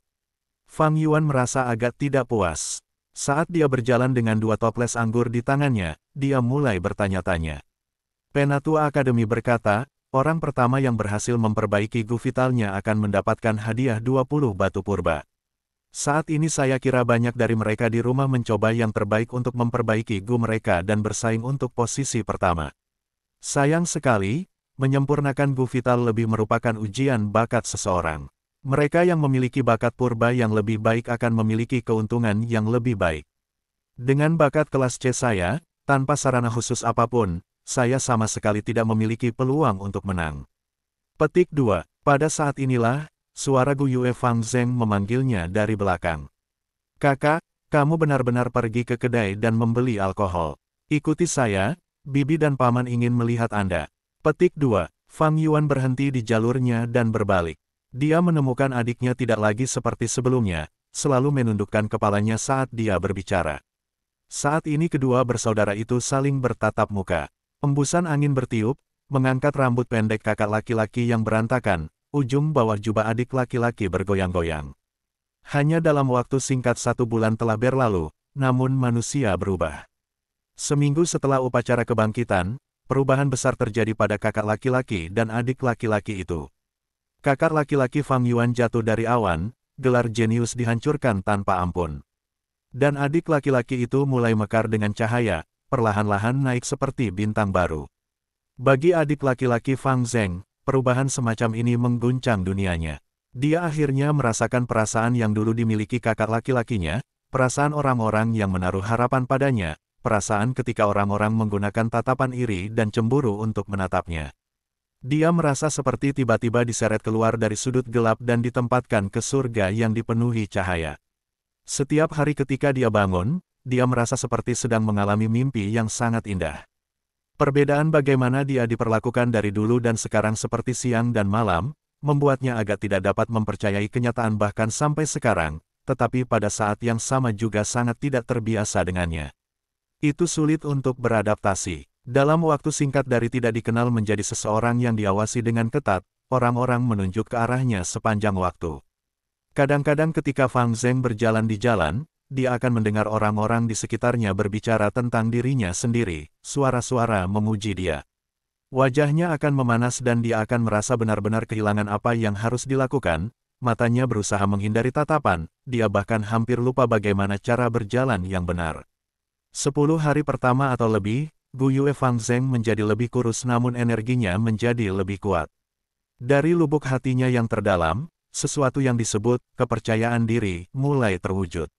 Inilah yang selalu dirasakan kakak laki-laki sebelumnya, betapa indah dan menyakitkan pada saat yang sama. Dia tidak bisa berhenti memikirkan kakak laki-lakinya Gu Yue Fang Yuan, menghadapi perhatian dan diskusi seperti itu, bagaimana kakak laki-lakinya menghadapinya. Dia secara tidak sadar mulai meniru Fang Yuan, berpura-pura terlihat tanpa ekspresi sepanjang waktu, tetapi dengan cepat menemukan bahwa dia tidak cocok untuk gaya seperti ini. Kadang-kadang selama kelas, teriakan seorang gadis dapat dengan mudah membuat wajahnya merah. Di jalan, semua godaan dari wanita yang lebih tua bahkan membuatnya melarikan diri dengan tergesa-gesa berkali-kali.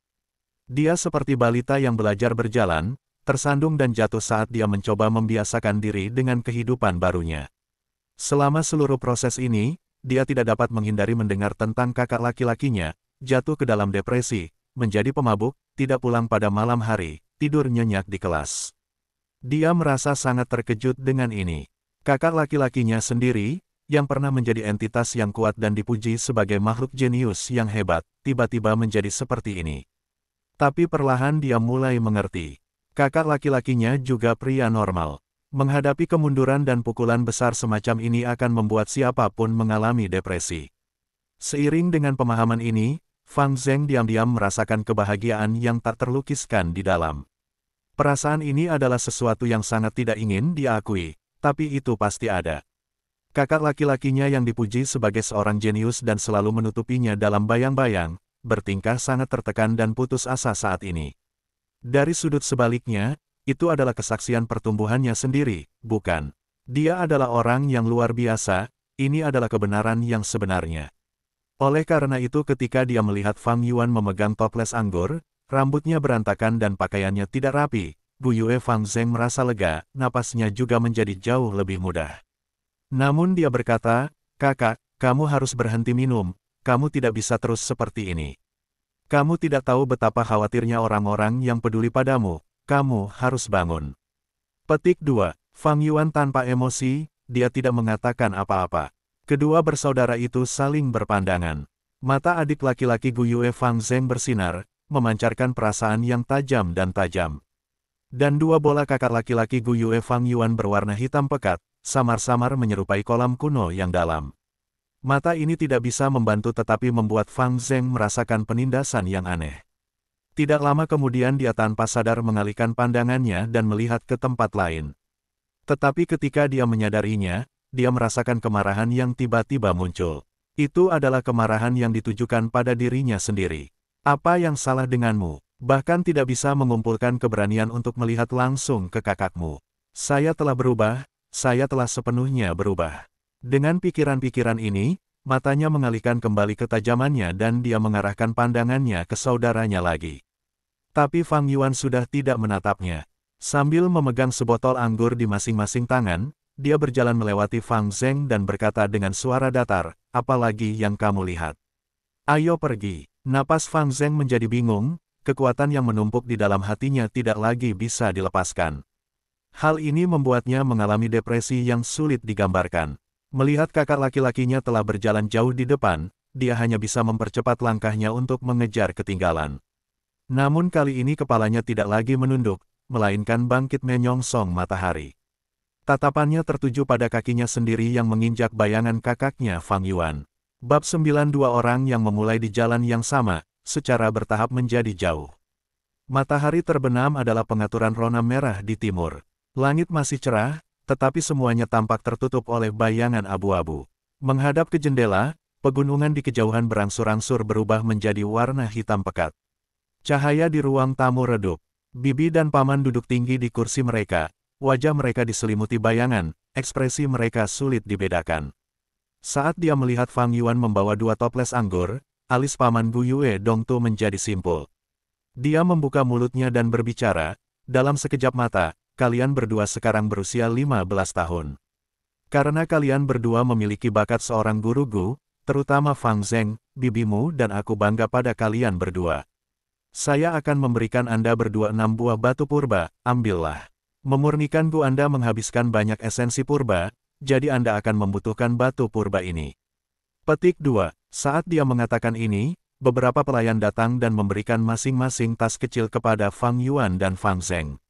Fang Yuan mengambil tasnya diam-diam. Fang Zheng segera membuka tasnya dan melihat ke dalam untuk melihat 6 buah batu purba berwarna putih keabu-abuan berbentuk oval. Wajahnya bersinar dengan rasa terima kasih sekaligus dan dia berdiri dari tempat duduknya, menghadap bibi dan pamannya. Terima kasih bibi dan paman, keponakanmu memang membutuhkan batu purba untuk mengisi kembali esensi purbaku. Anda berdua telah membesarkan saya sampai hari ini. Rasa terima kasih ini terukir di hati saya tidak akan melupakannya selamanya. Petik 2. Paman tersenyum dan mengangguk. Bibi buru-buru melambaikan tangannya dan berkata dengan hangat, duduk, duduk. Meskipun Anda berdua bukan anak kami secara langsung, kami selalu membesarkan Anda sebagai anak kami sendiri.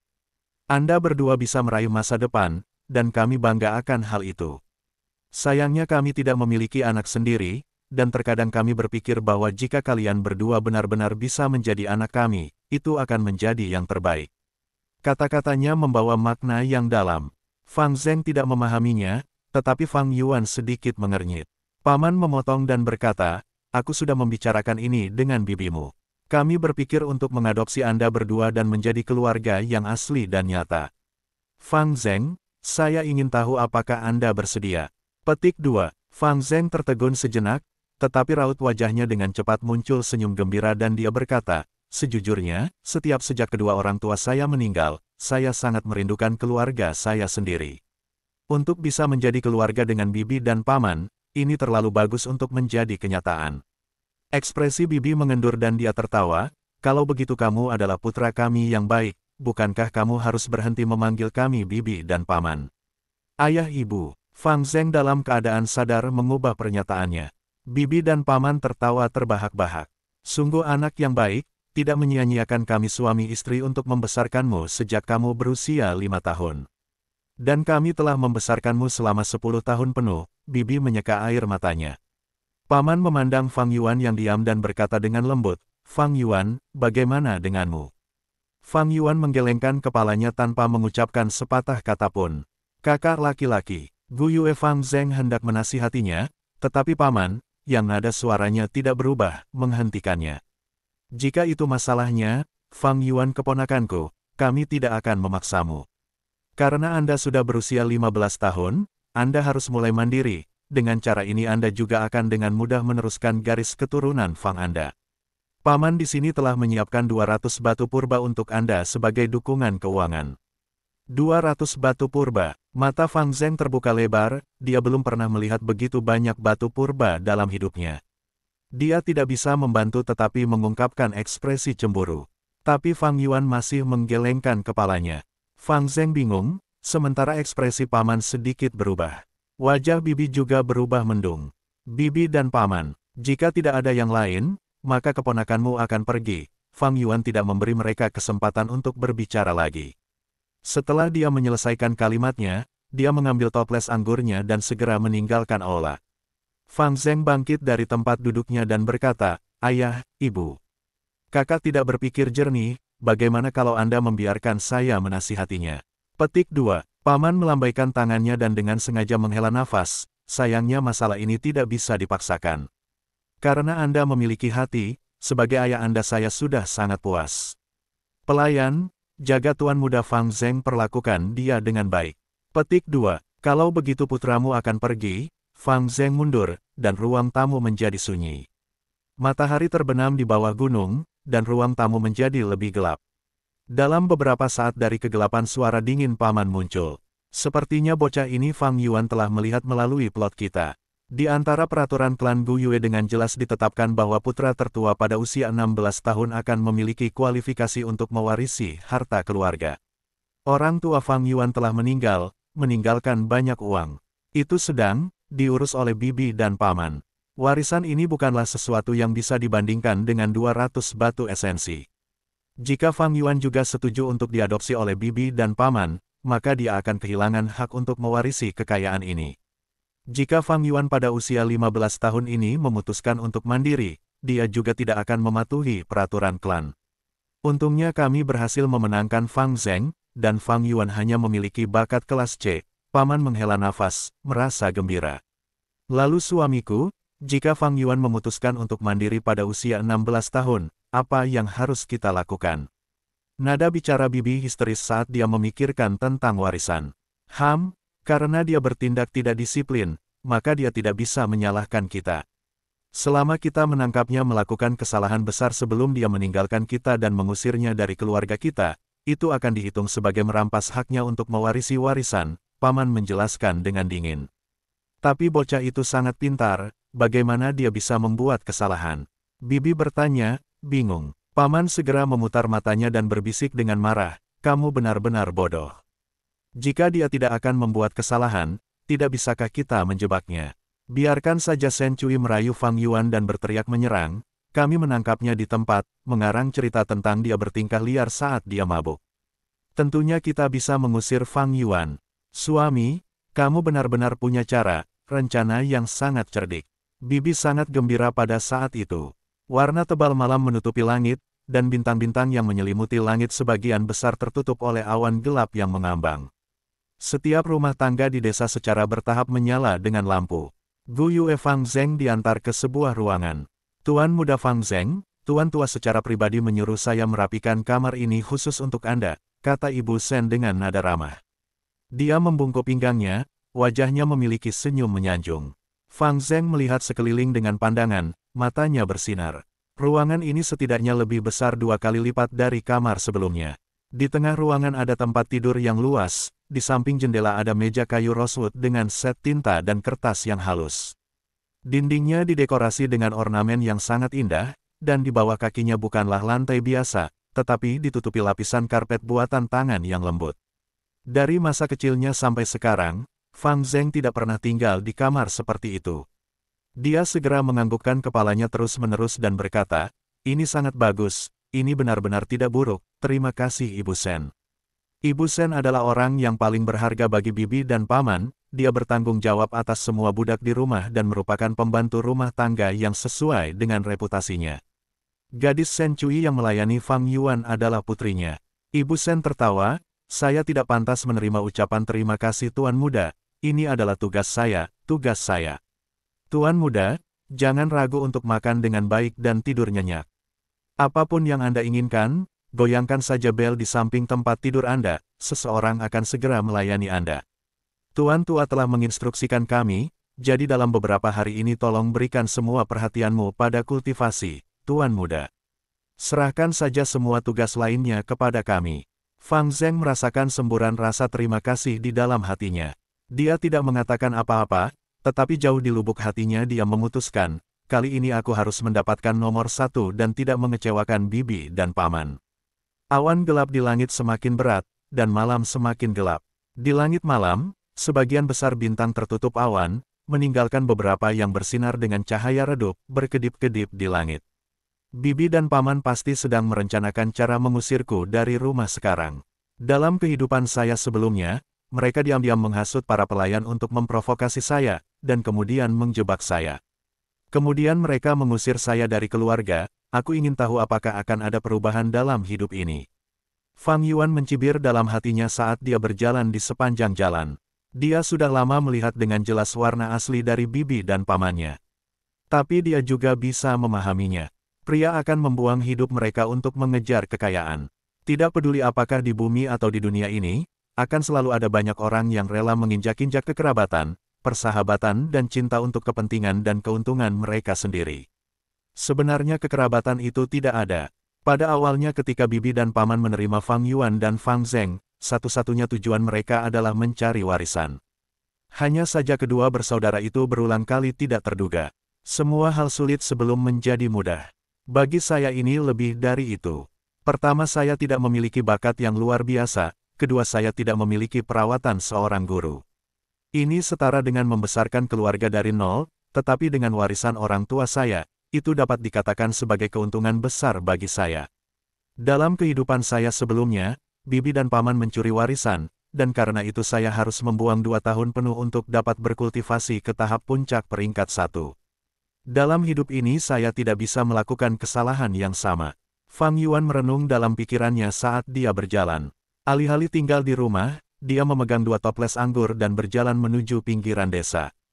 Malam semakin dalam dan awan gelap mengaburkan cahaya bintang, angin gunung bertiup, semakin kuat secara bertahap. Hujan gunung datang, tapi dia masih harus mencari, untuk mendapatkan warisan orang tuanya, dia harus menunggu sampai dia berusia 16 tahun. Dan harta biksu anggur bunga adalah satu-satunya hal yang bisa dia dapatkan dalam jangka pendek. Tidak banyak orang di jalanan. Rumah-rumah di sepanjang jalan menunjukkan cahaya redup. Beberapa sampah kecil dan dedaunan tertiup angin, hanyut. Pakaian tipis Fang Yuan tidak bisa menghentikan angin gunung, dan dia tidak bisa menahan rasa dingin yang dingin. Dia hanya membuka toples anggur, minum seteguk kecil anggur. Meskipun itu anggur keruh, tetapi setelah menelannya dia merasakan perasaan hangat naik. Ini adalah pertama kalinya dia benar-benar minum anggur dalam beberapa hari ini. Semakin jauh dia berjalan keluar dari desa, semakin sedikit rumah-rumah di samping jalan, dan semakin redup lampunya. Di depannya bahkan lebih gelap. Angin bertiup kencang menerpa hutan pegunungan, ranting-ranting bergoyang di malam hari, membuat suara siulan yang terdengar seperti kawanan binatang yang mengaum. Kecepatan Fang Yuan tidak melambat. Dia berjalan keluar dari pintu masuk desa yang besar dan keluar ke kegelapan, melangkah lebih jauh saat dia berjalan. Dan di belakangnya ada lampu-lampu terang dan cemerlang dari puluhan ribu rumah. Di lampu-lampu ini ada sudut yang hangat. Adik laki-laki Fang Zheng duduk di mejanya, meninjau catatan yang telah dia catat selama kelas. Lampu-lampu di rumah itu bersinar terang, dinding yang kokoh menghalangi angin dingin. Di samping tangannya ada secangkir teh ginseng hangat, uapnya naik dari cangkir. Tuan muda Fang Zheng, air mandi panas telah disiapkan untukmu. Di luar pintu, suara Shen Cui dengan lembut melayang. Hati Fang Zheng tersentak. Kalau begitu tolong bawa. Shen Cui berjalan ke kamar dengan pinggang tertunduk, ekspresinya senang. Pelayanmu menyapa tuan muda, matanya mengirim pandangan mesra ke Fang Zheng. Fang Yuan hanya bakat kelas C, tetapi Fang Zheng adalah bakat kelas A. Untuk bisa mendapatkan dia, benar-benar keberuntungan terbesar. Bab 10 badai mungkin muncul dari langit yang cerah, pemurnian Gu penuh dengan kesulitan. Ciprat derai, tetesan air hujan yang besar dan deras jatuh ke bumi, menghantam atap rumah bambu yang menghijau itu, membuat suara-suara rapuh. Permukaan kolam di depan bangunan penuh dengan riak saat hujan turun, ikan-ikan di air berenang dengan lincah, tanaman air bergoyang-goyang di dasar kolam. Langit mendung, tirai hujan yang tebal mengaburkan bidang penglihatan sejauh mata memandang. Di ruangan yang agak redup jendelanya terbuka, dan Fang Yuan diam-diam menyaksikan hujan deras, menghela nafas. Sudah 3 hari 3 malam. Pada malam 3 hari yang lalu dia berjalan keluar dari desa dengan 2 toples anggur, mencari kari di sekelilingnya. Namun ketika sudah larut malam, hujan mulai mengguyur. Kesampingkan dia yang basah kuyup sampai ke tulang, poin utamanya adalah bahwa dalam situasi itu dia tidak bisa mencari lagi. Air hujan akan dengan cepat menghilangkan aroma anggur. Pada saat yang sama jika dia memaksa dirinya untuk mencari dalam kondisi seperti itu mungkin menimbulkan kecurigaan. Meskipun sebelumnya dia berpura-pura menjadi orang mabuk yang depresi untuk menutupi motif aslinya, tetapi dia tahu untuk tidak pernah meremehkan kecerdasan orang lain di sekitarnya. Hanya orang bodoh yang akan menganggap orang lain bodoh. Jadi di bawah ketidakberdayaan ini, Fang Yuan hanya bisa menghentikan pencariannya. Belum lagi saat hujan mulai turun, hujan terus turun. Terkadang menjadi lebih berat dan terkadang lebih ringan, tetapi tidak pernah berhenti. Kurasa dengan cara ini, aku tidak akan bisa menemukan cacing likor untuk waktu yang singkat. Agar aman, saya hanya bisa memilih untuk mulai menyempurnakan Moonlight Gu. Sementara saya memperbaikinya, jika saya dapat menemukan cacing likor selama proses itu akan menjadi yang terbaik, tetapi jika saya tidak bisa maka ini harus dilakukan. Tapi masalah ini sangat umum, badai mungkin muncul dari langit yang cerah, sesuatu yang tidak terduga dapat terjadi kapan saja. Di dunia ini siapa yang bisa melakukan segalanya tanpa hambatan, memiliki perjalanan yang sempurna. Pikiran Fang Yuan sangat tenang, pengalamannya selama 500 tahun telah lama menghilangkan impulsif yang jarang dia miliki sejak awal. Dia menutup pintu dan jendela dan duduk bersila di tempat tidurnya. Dia menutup matanya perlahan dan setelah bernapas beberapa kali, dia menenangkan pikirannya. Pada saat berikutnya, visi aperture purba muncul di benaknya. Aperture mungkin diposisikan di dalam tubuhnya tetapi secara misterius tidak biasa, besar tanpa batas namun sangat kecil. Lapisan luar aperture adalah lapisan cahaya. Cahaya putih memberi kesan tipis, namun tetap mendukung aperture dengan baik. Di celah itu ada lautan esensi purba. Air lautnya berwarna hijau tembaga, permukaan lautnya jernih dan tenang seperti cermin. Ketinggian air sekitar setengah dari tinggi bukaan. Seluruh volume laut menempati 44% dari aperture. Ini adalah laut purba tembaga hijau dari Master Gu peringkat 1. Dan setiap tetes air laut adalah esensi purba. Itu adalah kekuatan dasar kehidupan Fang Yuan dan kondensasi esensi, vitalitas, dan jiwanya. Setiap tetes esensi purba sangat berharga, karena itu adalah akar dari Guru Gu, dan merupakan sumber kekuatan. Master Gu perlu mengandalkan esensi purba untuk memperbaiki dan menggunakan Gu. Saat dia menarik pikirannya dari laut purba, Fang Yuan membuka matanya untuk mengambil Moonlight Gu. Moonlight Gu diam-diam duduk di tengah telapak tangannya, menyerupai bulan biru melengkung, kecil dan kristal. Dengan pemikiran sederhana, laut purba di celahnya jatuh dan semburan esensi purba pecah dari permukaan laut dan dipindahkan keluar dari tubuh, akhirnya mengalir ke Moonlight Gu. Moonlight Gu tiba-tiba terpancar dengan ganas dalam cahaya biru, sedikit gemetar di telapak tangan Fang Yuan, menahan masuknya esensi purba. Gu adalah esensi langit dan bumi, membawa rahasia dunia, pembawa hukum alam. Mereka adalah makhluk hidup yang hidup bebas di bawah langit, masing-masing lahir dengan kehendaknya sendiri. Saat ini dengan Fang Yuan mencoba memperbaikinya, itu berarti memusnahkan keinginannya. Merasakan bahaya yang membayangi, Moonlight Gu secara alami melawan. Proses pemurnian adalah salah satu yang sangat sulit. Moonlight Gu seperti bulan sabit yang melengkung. Saat esensi purba tembaga hijau dituangkan ke dalam bulan sabit, kedua ujung runcing dari bulan sabit berubah menjadi hijau. Perlahan esensi tembaga hijau ini mulai menyebar ke tengah bulan sabit. Dalam waktu kurang dari 3 menit, wajah Fang Yuan menjadi pucat. Sejumlah besar esensi purba terus mengalir ke Moonlight Gu, membuatnya merasakan kelemahan yang dengan cepat menyerang hatinya. 1%, 2%, 3%, 8%, 9%, 10%. 10 menit kemudian, laut purba Fang Yuan telah menghabiskan 10% esensi purba. Namun di permukaan kristal biru Moonlight Gu, titik-titik esensi tembaga hijau di kedua ujung bulan sabit hanya memperluas area kecil-kecil ke arah tengah. Perlawanan Moonlight Gu sangat kuat. Untungnya Fang Yuan telah mengantisipasi ini sebelumnya dan tidak merasa terkejut. Dia bertahan dan menuangkan lebih banyak esensi ke Moonlight Gu. 1%, 2%, 3%. Setelah 20 menit lagi, lautan purba di tubuh Fang Yuan hanya tersisa 14%. Esensi tembaga hijau pada Moonlight Gu telah sedikit mengembang, dua ujung esensi hijau bertambah bersama-sama menutupi permukaan Moonlight Gu sekitar 1/12. Sisa permukaan Moonlight Gu masih berwarna asli biru muda. Menyempurnakan Gu sangat sulit, Fang Yuan menghela nafas saat dia melihatnya. Dia mematahkan masuknya esensi purba, menghentikan proses pemurnian. Sampai sekarang, dia telah memurnikan selama setengah jam, lautan purba di aperturnya menghabiskan lebih dari setengahnya, dengan hanya 14% esensi purba yang tersisa. Dan Moonlight Gu hanya disempurnakan 1/12 saja. Untuk memperburuk keadaan, Moonlight Gu masih memancarkan lingkaran cahaya biru samar. Meskipun Fang Yuan telah berhenti memurnikan, Moonlight Gu tidak berhenti melawan, itu masih mengusir esensi purba tembaga hijau Fang Yuan. Fang Yuan dapat dengan jelas merasakan bahwa esensi purba yang dia tuangkan ke dalam Moonlight Gu sedang didorong keluar, sedikit demi sedikit oleh Moonlight Gu keluar dari tubuhnya. Di permukaannya, esensi tembaga hijau di dua ujung bulan sabit perlahan menyusut. Berdasarkan kecepatan pengurangan ini, dalam waktu sekitar 6 jam kemudian Moonlight Gu akan dapat sepenuhnya mengeluarkan semua esensi purba Fang Yuan. Pada saat dia perlu memperbaiki Gu ini, tidak ada bedanya untuk memulai dari awal lagi. Setiap kali memurnikan Gu, itu seperti pertarungan antara dua pasukan, pertempuran perang posisi, atau perang gesekan. Meskipun saya menyempurnakan 1/12 dari Gu, saya menyia-nyiakan 3/4 dari esensi purba saya. Saat memurnikan Gu, seorang Master Gu harus mengisi kembali lautan purbanya sambil terus melakukan proses pemurnian, mengkonsolidasikan kemenangannya. Penyempurnaan Gu adalah ujian keterampilan seseorang dalam mengubah esensi purba dan kesabaran dalam pertempuran yang bertahan lama. Petik 2. Fang Yuan mengeluarkan sepotong batu purba dari kantong uangnya saat dia merenung. Seorang guru Gu memiliki dua cara untuk mengisi kembali esensi purba yang dikonsumsi.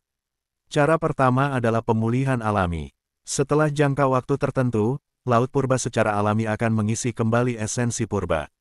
Dalam kasus bakat kelas C seperti Fang Yuan, dibutuhkan sekitar 1 jam untuk mengisi 4% esensi purba. Dalam 6 jam itu bisa memulihkan 24% poin dari jumlah total esensi purba. Cara kedua adalah dengan menyerap esensi alami langsung dari batu purba. Batu purba adalah harta dari alam itu sendiri.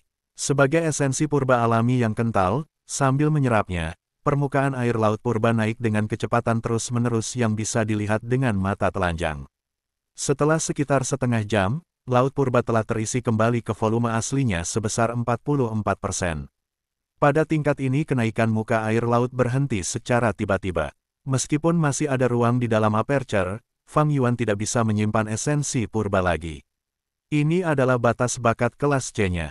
Jadi dari sini seseorang dapat melihat pentingnya tingkat bakat kultivasi seseorang. Semakin tinggi talenta, semakin banyak esensi purba yang dapat dipegang oleh aperture, dan semakin cepat pemulihan alami dari esensi purba. Dalam kasus Fang Yuan untuk memperbaiki Gu dan memperkuat hasilnya, dia harus menyerap batu purba karena tingkat pemulihan alami esensi purba tidak dapat mengalahkan tingkat Moonlight Gu yang mengeluarkannya. Namun dalam kasus bakat kelas A Fang Zheng, dia bisa mengisi 8% dari esensi purba setiap jam. Dalam 6 jam dia akan memulihkan 48% esensi purba, dan dalam jangka waktu yang sama, Moonlight Gu hanya bisa mengeluarkan 3% poin esensi purba. Fang Zheng tidak memerlukan bantuan eksternal dari batu purba. Dia bisa terus menyempurnakan dengan beberapa istirahat dalam prosesnya dan berhasil menyempurnakan Moonlight Gu dalam beberapa hari. Itulah sebabnya Fang Yuan tahu dari awal bahwa dalam tes ini, untuk menyempurnakan Moonlight Gu dia tidak pernah memiliki kesempatan untuk mendapatkan posisi pertama. Itu tidak ada hubungannya dengan kekuatan seseorang yang sebenarnya, karena faktor pertama adalah tingkat bakat. Faktor kedua adalah batu purba. Jika ada banyak batu purba, tanpa ragu-ragu untuk dikonsumsi, bakat kelas B juga bisa melampaui bakat kelas A dan mendapatkan posisi pertama. Di tanganku ada 6 keping batu purba. Saya tidak dapat dibandingkan dengan Gu Yue Mo Bei atau Gu Yue Chichen. Orang-orang seperti ini yang memiliki anggota keluarga yang lebih tua yang mendukung mereka dari belakang. Bakat saya ada di kelas C, dan tidak bisa dibandingkan dengan Fang Zheng yang memiliki bakat kelas A. Saya tidak pernah memiliki kesempatan untuk menang dalam tes ini. Mengapa tidak mengalihkan energi saya dan pergi mencari cacing likor? Jika saya bisa membuat likor Wom menjadi Gu vital saya, itu akan jauh lebih baik daripada Moonlight Gu. Suara hujan di luar jendela semakin reda, sepertinya ada tanda akan berhenti. Hujan telah berlangsung selama 3 hari 3 malam, seharusnya sudah waktunya berhenti. Petik 2. Fang Yuan menyimpan Moonlight Gu dan turun dari tempat tidurnya. Saat dia hendak membuka jendela, ada ketukan di pintu. Di luar pintu terdengar suara pelayannya Shen Cui, "Tuan muda Fang Yuan, ini aku. Hujan turun selama 3 hari, jadi aku membawakanmu makanan dan anggur." Tuan muda bisa makan dan minum dan meredakan perasaan tertekan. Petik 2.